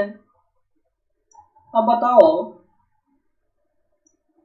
भैया, जब बोरान फ्लोरीन बोलता है कि आप इसकी कमी के कारण, ये जो आपका वैकेंट p ऑर्बिटल है उसके कारण आप कार्बोनिल से जुड़ रहे हो, तो अगर मैं ही आपकी यहाँ पर जो कमी है उसको दूर कर दूं तो फिर आप क्यों जुड़ोगे? समझ आया क्या? तो यहाँ पर 2p बैक बॉन्डिंग पाया जाता है, यहाँ भी पाया जाता है ना बोरान और फ्लोरीन में बैक बॉन्डिंग। और ये बैक बॉन्डिंग कैसा है? 2p यहाँ भी बैक बॉन्डिंग पाया जाएगा, लेकिन कैसा? 3p2p, यहाँ पर 4p2p और यहाँ पर 5p2p। तो बताओ किनमें अच्छी बैक बॉन्डिंग पाया जाए? तो बोला जाता है जितना छोटा ऑर्बिटल, हाँ बताओ बताओ, कोई कुछ बोल रहा था क्या? सर 2p में ठीक, सर वही साइज देखेंगे। हाँ पढ़ के आए हो तो बताओगे ही, ठीक है, पढ़ लिए हो। चलो, तो जितना छोटा आपका ऑर्बिटल होता है उतना ही अच्छा उसमें इंटरमिक्सिंग होता है, उतना ही अच्छा उसमें ओवरलैपिंग होता है, ठीक है। तो ऑब्वियसली 2p यहाँ पर सेकंड आपका सेल है, ये आपका थर्ड सेल है, फोर्थ सेल, 5 सेल, तो जितना छोटा आपका साइज होगा ऑर्बिटल का उतना अच्छा ओवरलैपिंग होगा। तो 2p में यहाँ पर ओवरलैपिंग अच्छी होगी, उससे कम ओवरलैपिंग 3p 2p में, उससे कम 4p और 2p में, और एकदम गंदा सा ओवरलैपिंग 5p और 2p में। समझ आया क्या? तो अगर मैं लेफ्ट टू राइट देखूं तो हाइड्रोजन और बोरान का जो ओवरलैपिंग है या जो बैक बॉन्डिंग है वो कम हो रहा है। तो बताओ अगर ओवरलैपिंग कौन सा, हाइड्रोजन और बोरान के बीच का ओवरलैपिंग अगर कम होगा तो यहाँ पर तो इसकी जो अवेलेबिलिटी है, उपलब्धता है इसकी, बोरान की वैकेंट पी ऑर्बिटल की, वो बढ़ती जा रही है क्योंकि इधर उसको अच्छे से ओवरलैपिंग नहीं हो पा रहा है। तो ऐसे में तो फिर सीओ के लिए रास्ता अच्छे से तय होता, मतलब क्रिएट होते जा रहा है लेफ्ट टू राइट। अरे समझ आया क्या? तो लेफ्ट टू राइट कार्बोनिल का जो कार्बन है उसकी जुड़ने के साथ बोरान से जुड़ने की टेंडेंसी बढ़ रही है। क्यों? क्योंकि बोरान के वैकेंट ऑर्बिटल की अवेलेबिलिटी बढ़ रही है। समझ आया क्या? तो देखो इसके पैरामीटर्स को मैं समझाता हूं, इसको मैं मिटा रहा हूं। लुईस एसिडिक नेचर इंक्रीजेस, इसका मतलब क्या है? देखो अभी मैं बताया ना आपको कि ये वाला बेचारा अच्छे से इधर बैक बॉन्डिंग नहीं कर रहा है, तो अभी भी इसका वैकेंट ऑर्बिटल जो है बचा हुआ है, तो ये एक्सेप्ट कर सकता है सीओ का इलेक्ट्रॉन पेयर। तो ये तो लुईस एसिड हुआ ना, और कार्बोनिल किस तरह काम कर रहा है? Lewis base. तो Lewis acidic nature increases due to XB hydrogen to boron p pi back bonding decreases. समझ आया क्या? तो लुईस एसिडिक नेचर इंक्रीज हो रहा है, तो CO का बॉन्ड ऑर्डर क्या होगा? इंक्रीज। क्यों? क्योंकि ये अब अच्छा सा लुईस एसिड की तरह काम कर रहा है। तो बताओ भैया ये अच्छे से इसको अपना इलेक्ट्रॉन देगा क्योंकि सामने वाला लेना चाहता है, और जैसे ही अच्छे से इलेक्ट्रॉन देगा अपने स्लाइटली एंटी बॉन्डिंग ऑर्बिटल से तो इलेक्ट्रॉन दे रहा है, तो यहाँ पर बॉन्ड ऑर्डर जो है अच्छे से बढ़ेगा। तो आपको ध्यान ये देना है बच्चों कि तीनों, इन सभी में बॉन्ड ऑर्डर जो है 3 से ज्यादा होता है। ऐसा नहीं कि यहाँ पर बिल्कुल भी ये जो है बॉन्डिंग नहीं करेगा, करता है, लेकिन अगर इनमें अगर आपको कंपेयर कराएं कि किसमें जो है सीओ का बॉन्ड ऑर्डर सबसे ज्यादा होगा, तो वो I3 वाले में होगा। क्यों भाई? क्योंकि I3 वाला जो है वो इधर से p पाई बैक बॉन्डिंग कम कर रहा है, इसलिए लुईस एसिडिक नेचर जो है इसका बढ़ गया है। दैट इज कार्बोनिल के साथ अच्छे से ये बॉन्डिंग कर सकता है, और कार्बोनिल बॉन्डिंग जब करता है अपना लोन पेयर जो स्लाइटली एंटी बॉन्डिंग कैरेक्टर का होता है उसको प्रोवाइड कराता है, तो कार्बन और ऑक्सीजन के बीच का बॉन्ड ऑर्डर जो है बढ़ जाता है। समझ आया क्या? किसको डाउट है इस कॉन्सेप्ट में? बताइए।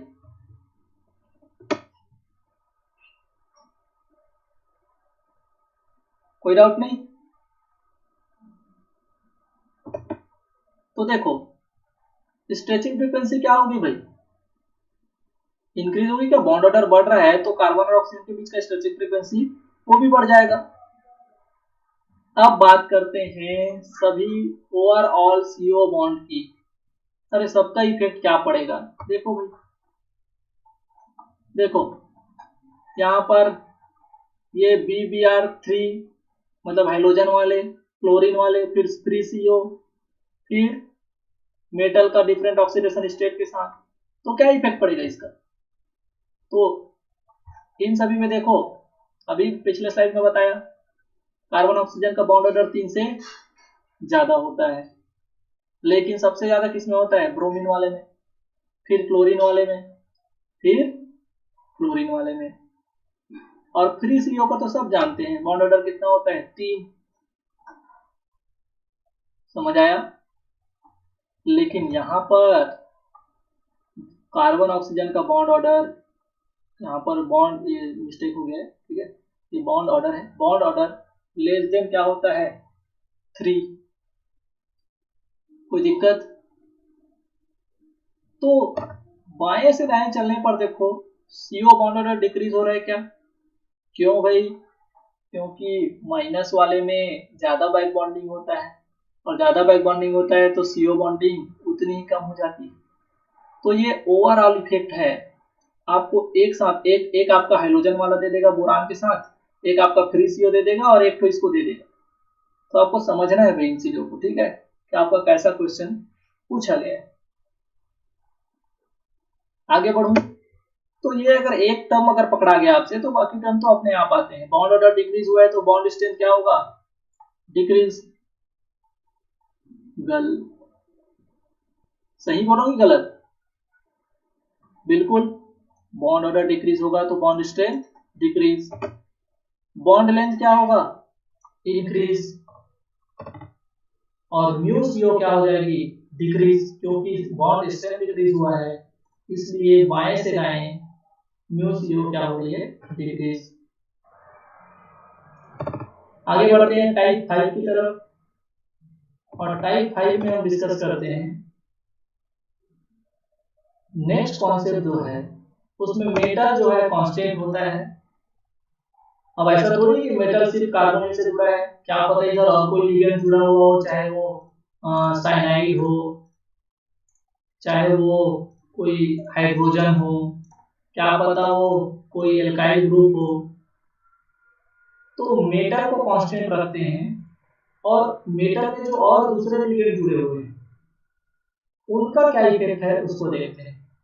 तो लिगेंड को वेरी करते हैं, तो देखो लिगेंड जब वेरी होंगे जब ओनली सिग्मा डोनर लिगेंड होंगे, जब sigma donor plus B pi acceptor होंगे, और जब sigma donor plus good pi acceptor, तो ये होंगे तो क्या होगा? क्लियर है भाई? तो ओनली सिग्मा डोनर की अगर बात करें तो आपको पता होगा कि NH3 एमिन वगैरह H2O है, एथिलीन डाइमीन है, डाइइन है, और आपका ट्राई एथिलीन क्या बोलते हैं उसको, टेट्राइन है, डाइएथिलीन ट्राइमीन है, और जो फिनाइल आपके जो लिगेंड्स हैं वो आपके सिग्मा डोनर होते हैं। क्या होते हैं? Sigma donor. Sigma donor that is nitrogen अपना लोन पेयर बस दे सकता है, बेचारे के पास बैक बॉन्डिंग के लिए तो कोई जगह ही नहीं होता, इनके पास डी इलेक्ट्रॉन होता है क्या है? ऑक्सीजन है, नाइट्रोजन है। अरे सिंपल सा बोल दो अभी सेकंड पीरियड का जो मेंबर होता है वो अगर डोनेटिंग है, डोनर की तरह काम कर रहा है, तो उसके पास तो बैक बॉन्डिंग के लिए जगह ही नहीं होगा, डी ऑर्बिटल तो होते ही है। तो अगर मैं नेक्स्ट बात करूं सिग्मा डोनर प्लस वीक पाई एक्सेप्टर, तो देखो PF3 ये होता है भाई, PCl3, PPS3, PR3 और POR3। तो ये फास्फोरस के कुछ ऐसे लिगेंड है जो आपके सिग्मा डोनर तो होते हैं लेकिन बैक बॉन्डिंग भी कर लेते हैं, पाई इलेक्ट्रॉन को भी मेटल से एक्सेप्ट कर लेते हैं। तो कि फास्फोरस है इसके पास डी ऑर्बिटल होते हैं वैकेंट, तो यहाँ से वो एक्सेप्ट कर लेता है। समझ आया क्या? लेकिन उतना अच्छा एक्सेप्ट नहीं कर पाता, क्यों? क्योंकि यहाँ पर क्लोरीन क्लोरीन और ये जो आपके OR हैं ये सब भी इधर से इनको डोनेट करने के लिए तैयार रहते हैं। तो ऐसे लिगेंड हैं जो सिग्मा डोनर होते तो हैं लेकिन पाई एक्सेप्टर वीक होते हैं। अब कौन है जो सिग्मा भी डोनेट करता है और मस्त वाला जो बैक बॉन्डिंग भी करता है, that is good pi acceptor? तो कार्बोनिल है, साइनाइड है, NO+ है। तो ध्यान दो भाई, यहाँ पर देखिए carbonyl, NO+, NO-, Cl- etcetera, तो इनको sigma donor plus good pi acceptor माना जाता है। क्लियर है भाई? चलिए तो देखिए, हाँ कुछ बोल रहा था कोई? सर ये PF3 वीक पाई एक्सेप्टर कैसे होगा sir? P F3 P F three. अब देखो पाई एक्सेप्ट करने के लिए एक तो पहली चीज होती है कि इनकी जब आप एमओ बनाओगे, एमओ डायग्राम, तो उसका जो है एक सुटेबल एनर्जी में आपको उसका एंटी बॉन्डिंग ऑर्बिटल होना चाहिए और वैकेंट होना चाहिए, क्योंकि बैक बॉन्डिंग में उसके लिए जगह रखना चाहिए, जगह चाहिए उसको, मेटल से जो इलेक्ट्रॉन आएंगे, पहली चीज। दूसरी चीज है, अभी आप जैसे कि देखे बोरान में बैक बॉन्डिंग हो रहा था, ये आपका बी था और ये एफ। बोरान जब BF3 बनाया था तो ये यहाँ पर ये बैक बॉन्डिंग कर रहा था, क्योंकि इसके पास लोन पेयर होता है फील्ड वाला, इसके पास वैकेंट पी ऑर्बिटल होता है, इसमें बैक बॉन्डिंग हो गई। और बैक बॉन्डिंग से क्या बनता है हमेशा? Pi bond. तो बोरान जो है एक्सेप्ट कर रहा है, तो ये पाई एक्सेप्टर ही तो हुआ। वैसे ही सर यहाँ पे तो फास्फोरस उसके पास वैकेंट डी ऑर्बिटल है। ना ना ना, हाँ मतलब फास्फोरस तो और अच्छा है ना। फास्फोरस देखो वहां पर उसके पास तो वैकेंट डी ऑर्बिटल होता है सर। और जो एफ है वो आई तक भी तो दिखाएगा, तो वो आई तक दिखाएगा तो वो इलेक्ट्रॉन को तो अपनी ओर ज्यादा अच्छे से पूरा अट्रैक्ट कर पाएगा, तो फिर ये तो आराम से एक्सेप्ट कर सकता है सर पाई इलेक्ट्रॉन।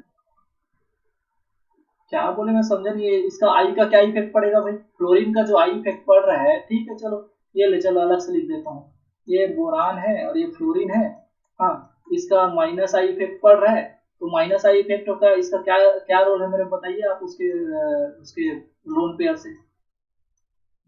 सर ये अपना इलेक्ट्रॉन फास्फोरस से भी इलेक्ट्रॉन खींचेगा।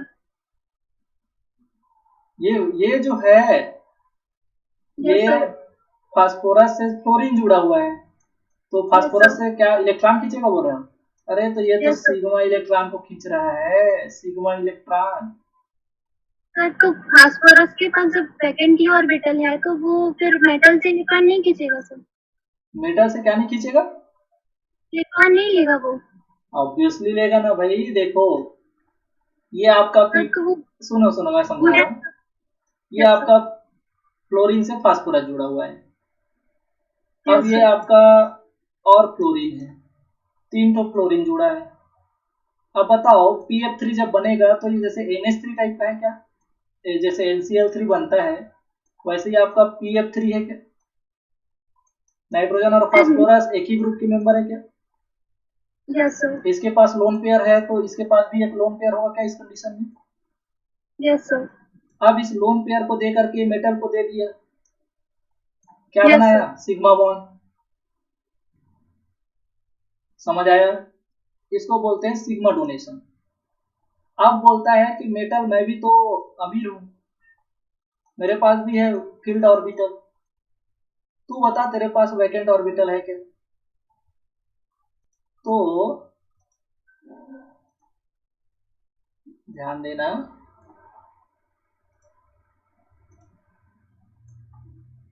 एक सेकंड ना। तो फिर अब बताओ इसके पास वैकेंट डी ऑर्बिटल भी होते हैं क्या? Yes sir. अब इस वैकेंट डी ऑर्बिटल को ये अपना इलेक्ट्रॉन दे देगा कि नहीं? तो ये पाई बॉन्ड बनाया कि नहीं? लेकिन इसमें इस लिगेंड का क्या रोल है? एक्सेप्ट करने का, तो वो क्या कहलाता है? पाई एक्सेप्टर। अब वीक क्यों? भैया इधर फ्लोरीन भी है, फ्लोरीन भी बोलते हैं कि हम भी तो लोन पेयर रखे हुए हैं, तुमको मेटल से लेने की क्या जरूरत है, हम ही आपको प्रोवाइड कराते हैं, इधर से बैक बॉन्डिंग करते हैं। जैसे BF3 हो रहा था, BF3 में वैसे ही आपका PF3 में भी बैक बॉन्डिंग पाया जाता है। समझ आया? तो ये उतने अच्छे से पाई एक्सेप्ट नहीं कर पाते जितने अच्छे से CO, NO+, NO-, CN-, ये लिगेंड जो जितने अच्छे से आपका एक्सेप्ट करते हैं, लेकिन ये भी आपका पाई एक्सेप्ट करते हैं। समझ आया क्या भाई? ये है आपका कॉन्सेप्ट। तो चलो आगे बढ़ता हूं मैं। अगर बैक बॉन्डिंग डिक्रीज होगी तो CO पाई बॉन्डिंग इंक्रीज होगी और CO बॉन्ड ऑर्डर जो है लेस देन 3 होगा।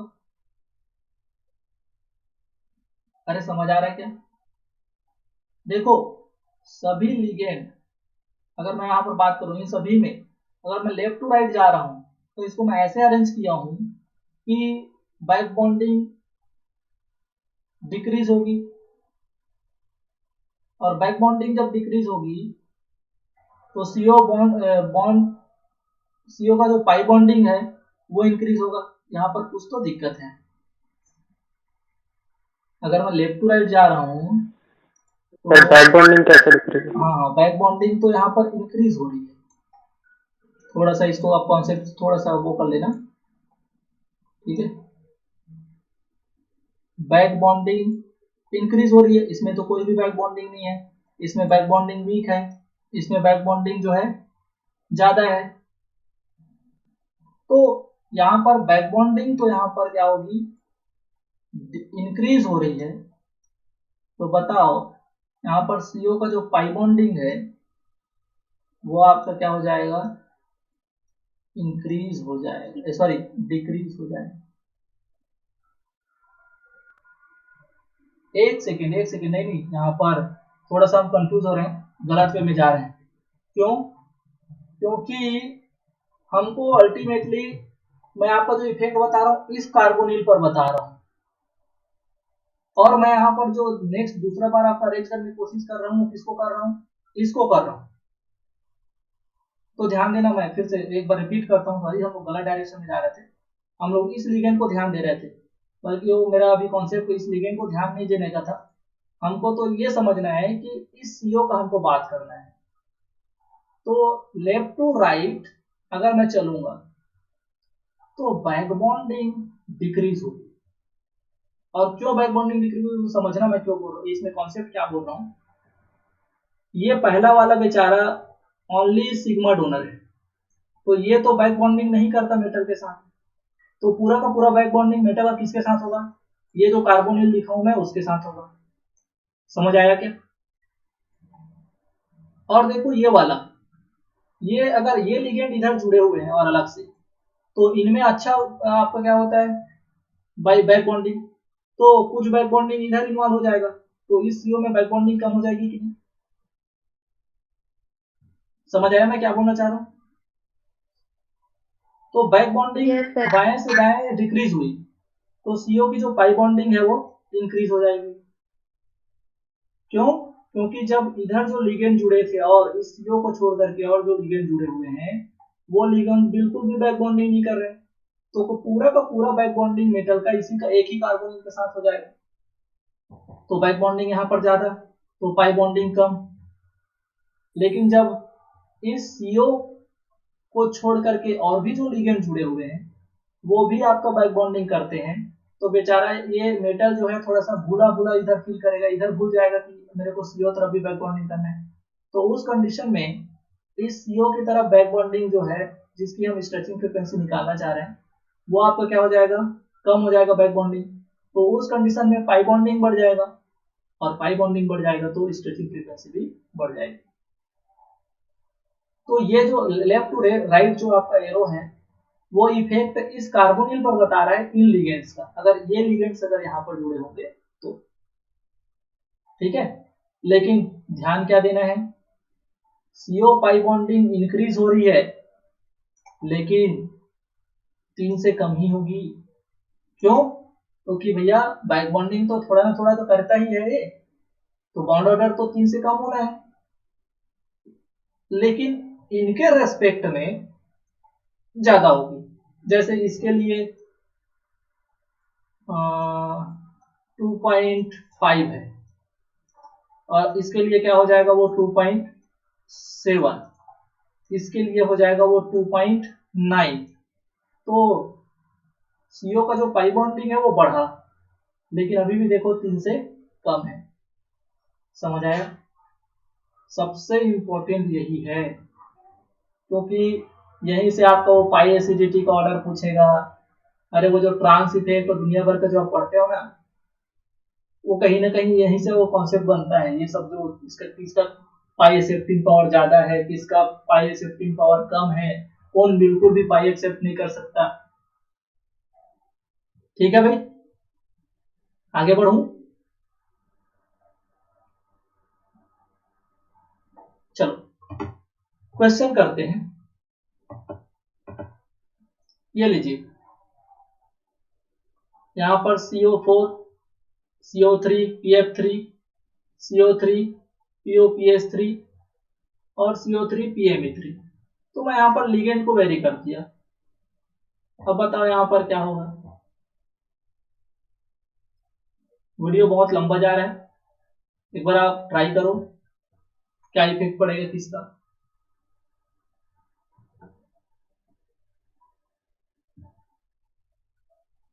तो इसके लिए आपको कुछ पाई एसिडिटी का ऑर्डर वगैरह चाहिए। आप बोलेंगे कि सर किसमें पाई एसिडिटी का ऑर्डर ज्यादा होता है, किसकी पाई एसिडिटी का जो एबिलिटी है वो कम है, वो ज्यादा है, हमको उसको कंपेयर करना पड़ेगा।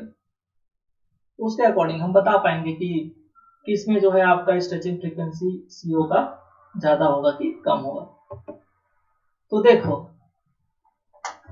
ऊपर से नीचे अगर आप आ रहे हो तो ये 2121, 2111, 2085, 2064, मतलब कार्बोनिल का स्ट्रेचिंग फ्रीक्वेंसी तो घट रहा है।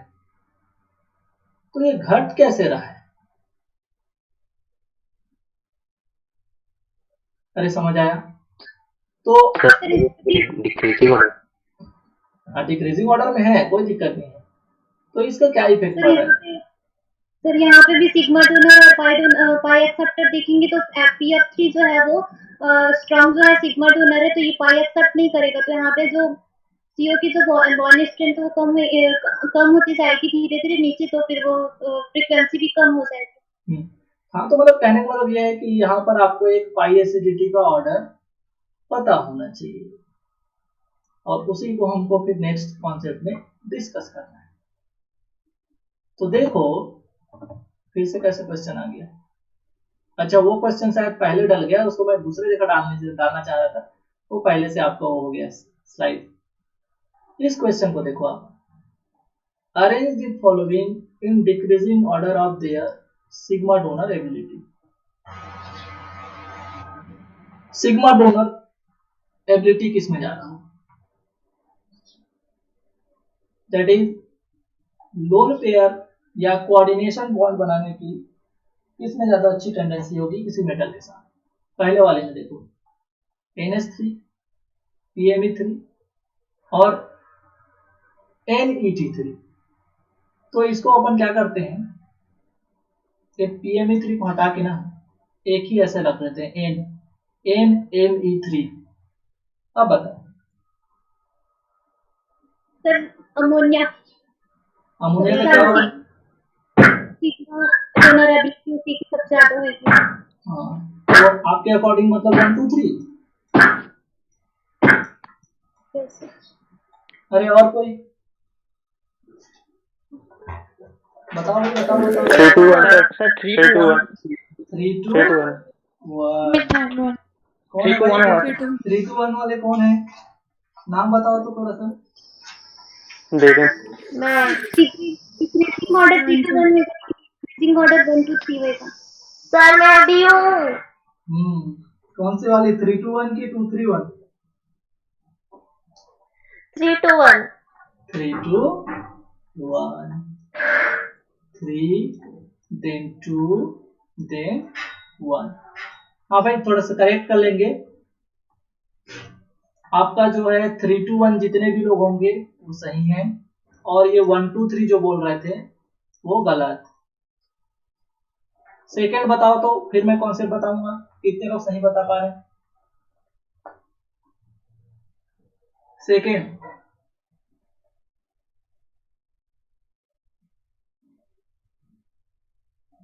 अरे वेरिएशन किस में है देखो, फास्फोरस तो सभी में है, वेरिएशन किस में है देखो। अरे यहाँ हाइड्रोजन जुड़ा है, यहाँ मिथाइल, यहाँ एथाइल, यहाँ आइसोप्रोपाइल, तो जो भी इफेक्ट पड़ रहा होगा इसी का पड़ रहा होगा।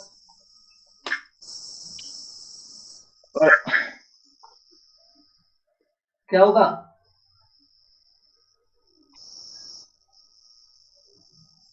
4321 4 3 2 1। एग्री करते हैं सब? Yes sir. बिल्कुल। और नेक्स्ट थर्ड। सर बट यहाँ पे मेरे को डाउट है। हाँ बताइए बताइए। कि ये जो आइसोप्रोपाइल, हाँ ये जो आइसोप्रोपाइल है सर, उसके बल्कि ग्रुप है, तो फिर वो थोड़ा इंटरफेयर नहीं करेगा इस चीज में? वो सब बात करूंगा ना मैं उससे ऊपर। तो आप बोल रहे हैं कि यहाँ पर बल्कि नेचर देखेंगे सर, तो यहाँ पर इसकी डोनेशन पावर कम हो जाएगी। हाँ थोड़ी कम हो जानी चाहिए। ठीक है, क्राउडेड एरिया बढ़ जाता था। ठीक है ठीक है, आगे बताता हूँ मैं इसको। इसमें बताओ,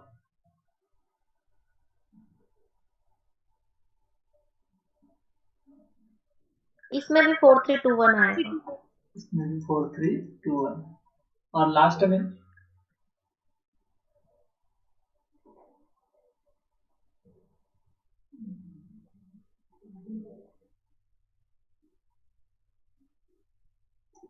1 1 2 3 2 1 2 3 3। 1 2 3। बिल्कुल। तो देखो ये आपका सिग्मा डोनर एबिलिटी है। अब मैं बात करता हूं कि ये कैसे आया। देखो डोनर के लिए जरूरी क्या है, वो किसका डोनेशन करता है? ब्लड डोनेट तो नहीं करता। क्या क्या डोनेट करता है वो? Electron pair. अब सिंपल सा कॉन्सेप्ट है कि ब्लड डोनेट करने के टाइम पे भी ये देखा जाता है कि तुम कितना उस कंडीशन के लिए अवेलेबल हो। आई मीन कि ऐसा तो नहीं कि आपके पास ही ब्लड की कमी है और आप ब्लड देने आ गए। ठीक है, तो यहां पर इलेक्ट्रॉन पेयर के जिसके पास अवेलेबिलिटी ज्यादा होगी वो ज्यादा आसानी से देगा। तो अगर मैं हाइड्रोजन और मिथाइल और एथाइल की बात करूं तो नाइट्रोजन तो सभी में है, तो इनका क्या इफेक्ट पड़ रहा है? तो इन तीनों में मैं इतना ही देख पा रहा हूं कि इसका जो है प्लस आई काम करता है, इसका प्लस आई जो है मिथाइल से ज्यादा होता है, और इसमें तो एकदम नहीं के बराबर प्लस आई। इनको तो अब बोल सकते हैं कि प्लस आई अगर बात करूं तो मेथाइल का प्लस आई और इथाइल के प्लस आई में इथाइल का प्लस आई काफी ज्यादा होता है। और प्लस आई मतलब इलेक्ट्रॉन, सिग्मा इलेक्ट्रॉन को नाइट्रोजन की तरफ आपका रिपेल करना। तो उस कंडीशन में पीछे से एथाइल जो है उसको बैकअप दे रहे हैं कि नहीं आप डोनेट करो, मैं तो हूं आपके साथ, इधर से आपको इलेक्ट्रॉन पेयर सॉरी इलेक्ट्रॉन का जो है डेंसिटी प्रोवाइड कराने के लिए।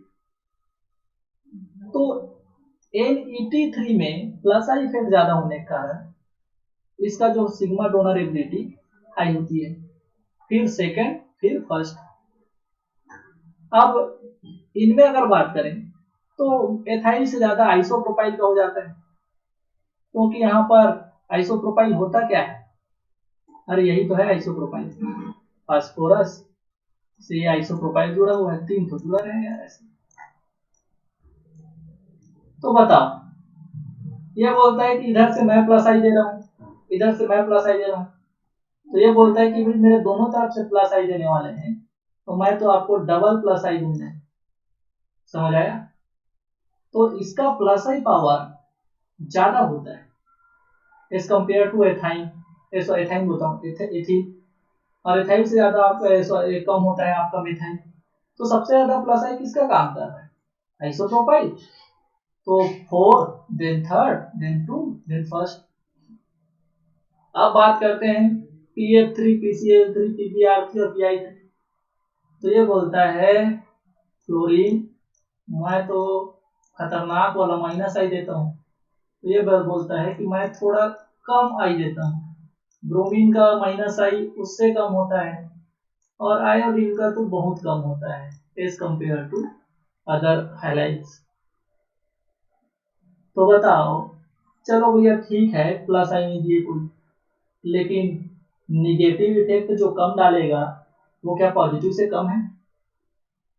तो PI3 जो है इसमें सबसे कम माइनस आई इफेक्ट हो रहा है, तो मैं ये बोल सकता हूं कि इसकी सिग्मा डोनेशन पावर बाकी इन सब से क्या होगी?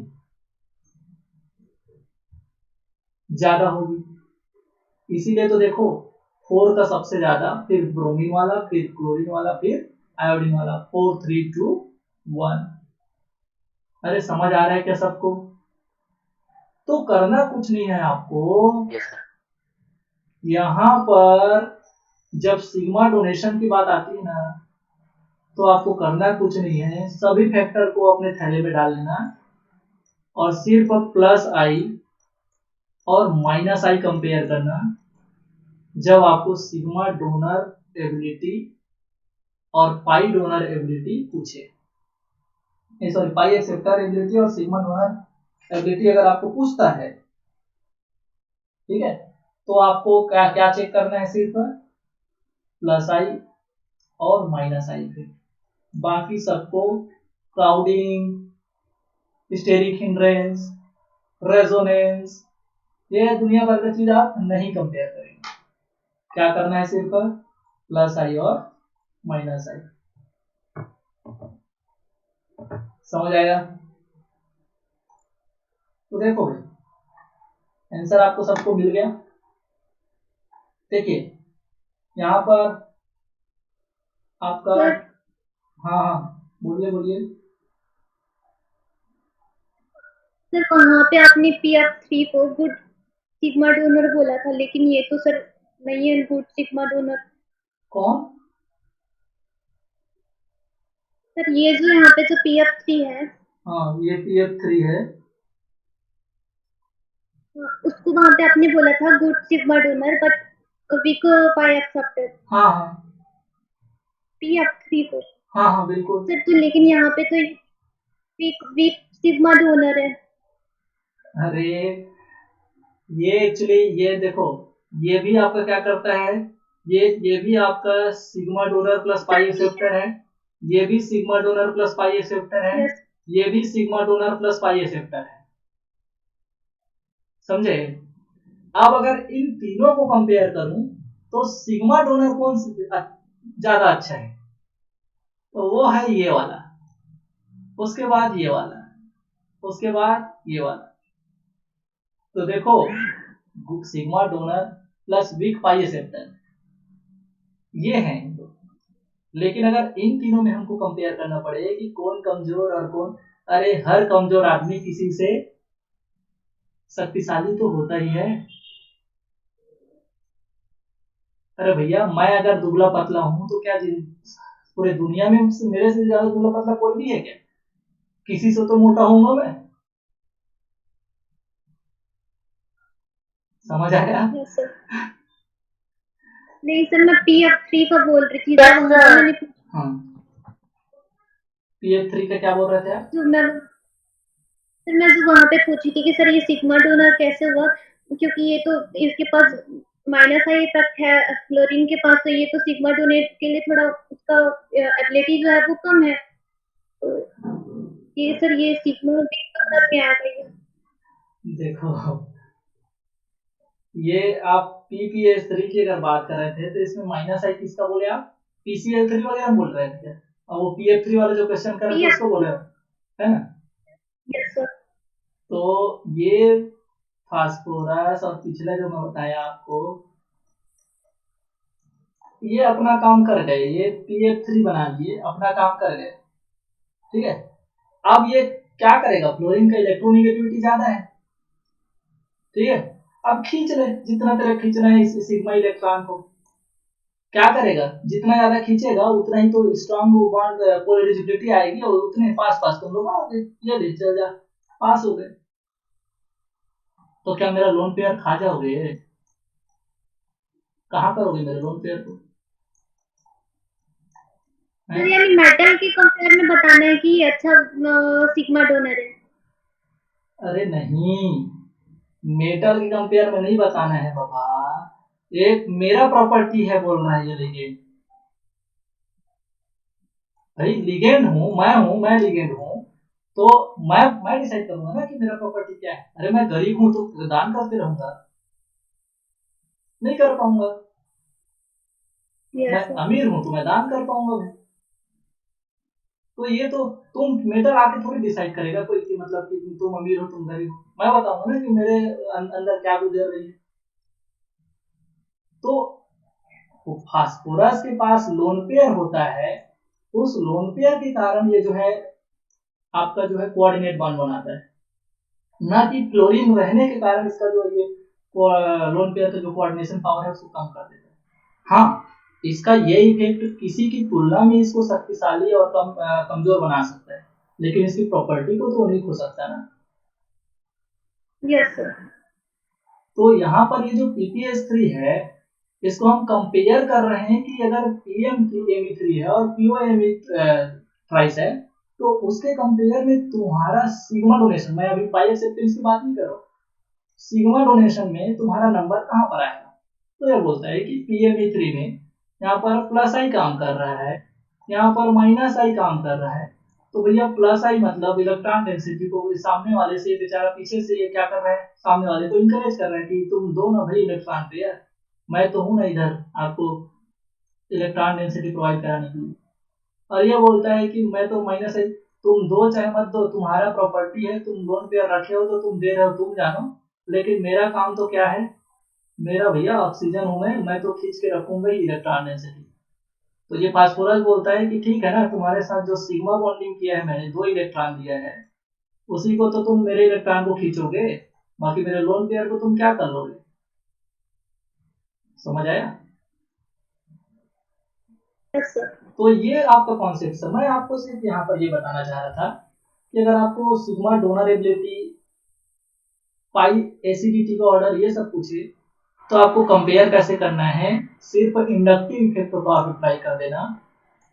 उस इंडक्टिव इफेक्ट को अगर आप अप्लाई करोगे तो आपको उसका जो है मोस्टली आपके ज्यादातर एग्जांपल्स में वो आपका जो काम जो करना है, आपको जो आपका काम था, इसको जो इस एबिलिटी जो आपको फाइंड आउट करना था उसको आप आसानी से फाइंड आउट कर सकते हैं। समझ आया। हाँ, इतना तो आप भी जानते होंगे कि प्लस आई है मतलब इलेक्ट्रॉन डेंसिटी को बढ़ाएगा, माइनस आई है मतलब इलेक्ट्रॉन डेंसिटी को सामने वाले को कम करेगा।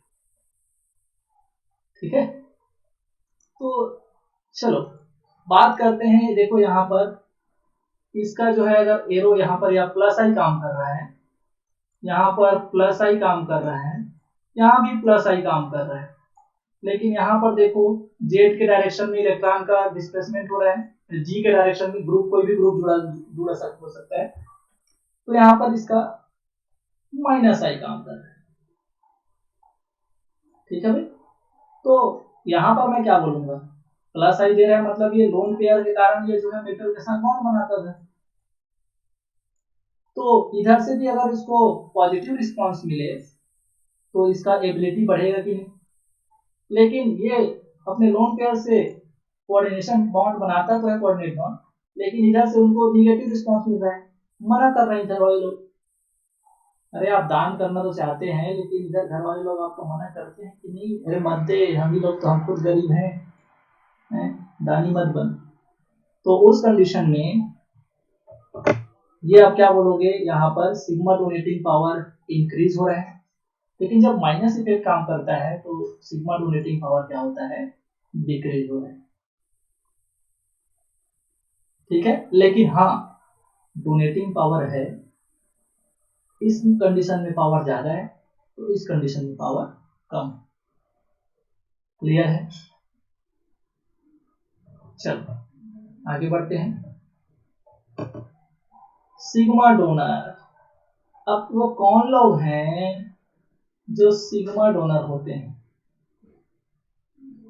तो देखो भैया कहलाते तो सिग्मा डोनर है, और सिग्मा डोनर मतलब समझते हो कि नहीं, मेटल के साथ जो लिगेंड कोऑर्डिनेट बॉन्ड बनाता है, अपना लोन पेयर देता है, तो उसको बोलते हैं सिग्मा डोनर।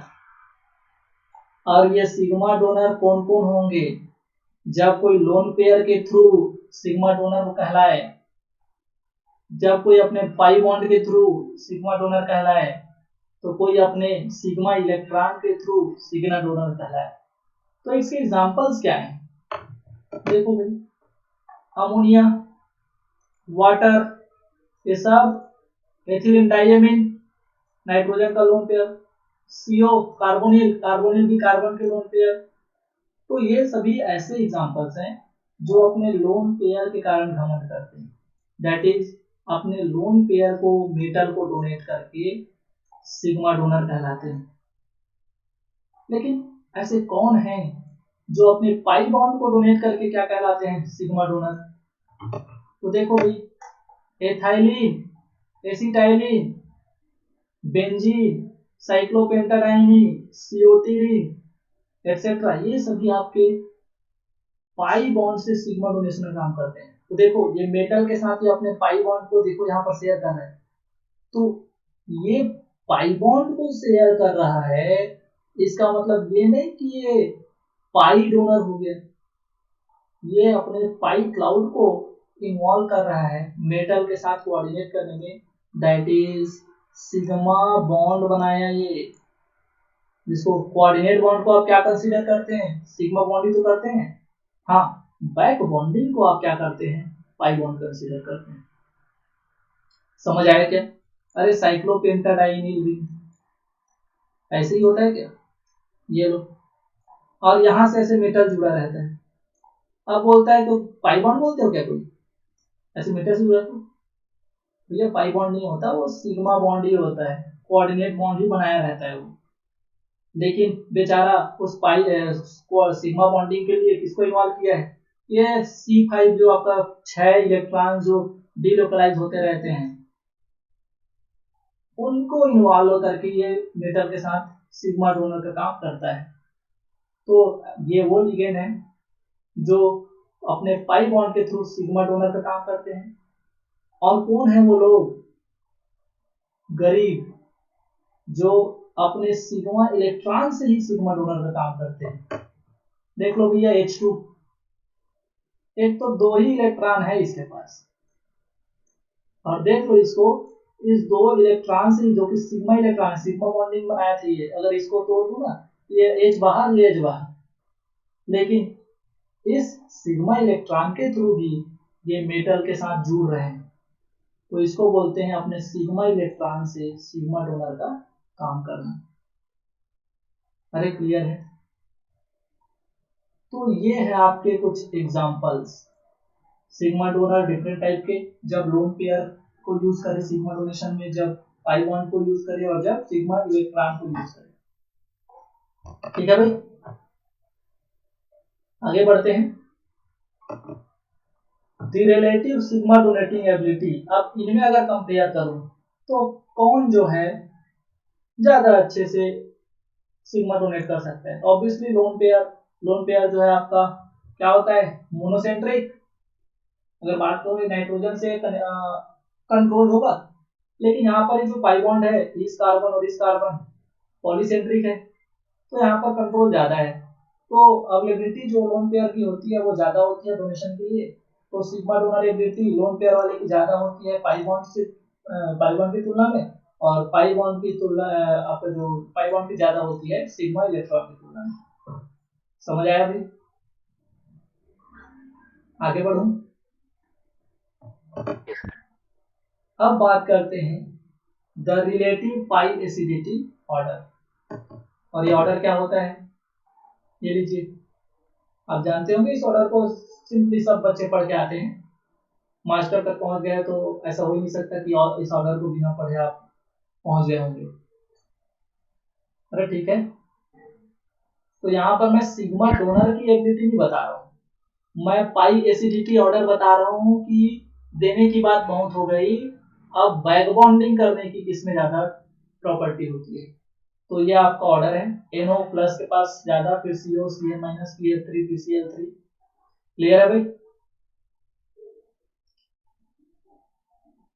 आगे बढ़ते हैं।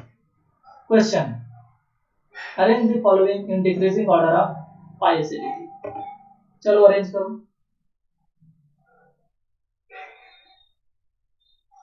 बताओ भाई, first, second, third, fourth, third, second one.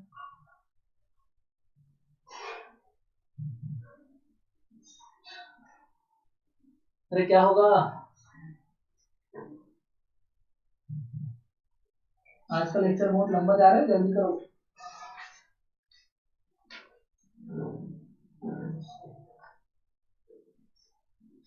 हाँ भाई, फर्स्ट, सेकंड, थर्ड, फोर्थ, यही होगा क्या?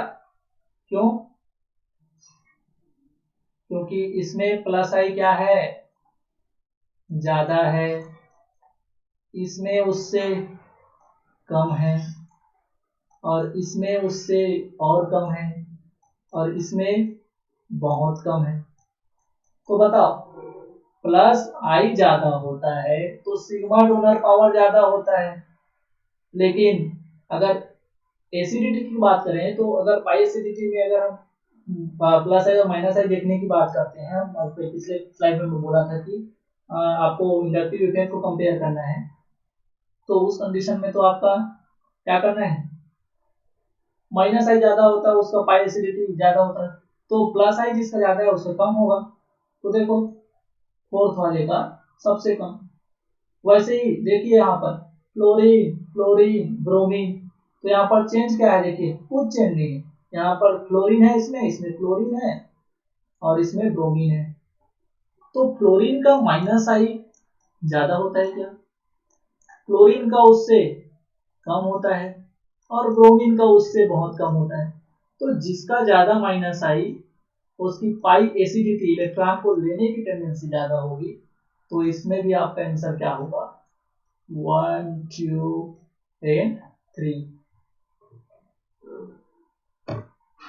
देखिए note, check only inductive effect plus I minus I of group G to compare sigma donating power and pi acidity order। तो sigma donating power और अगर पाई acidity order आपको कंपेयर करना पड़े, और ऑब्वियसली करना पड़ेगा जब आपको CO stretching, bond order, back bonding, ये सभी चीज पूछेगा, तो यही सब कॉन्सेप्ट्स आएंगे। अच्छी बात क्या है कि सिग्मा डोनर एबिलिटी की जब बात करें तो it is directly proportional to plus I and inversely proportional to minus I. जितना ज्यादा प्लस आई उतना ज्यादा उसका डोनर एबिलिटी, जितना ज्यादा माइनस आई उतना ज्यादा उसकी,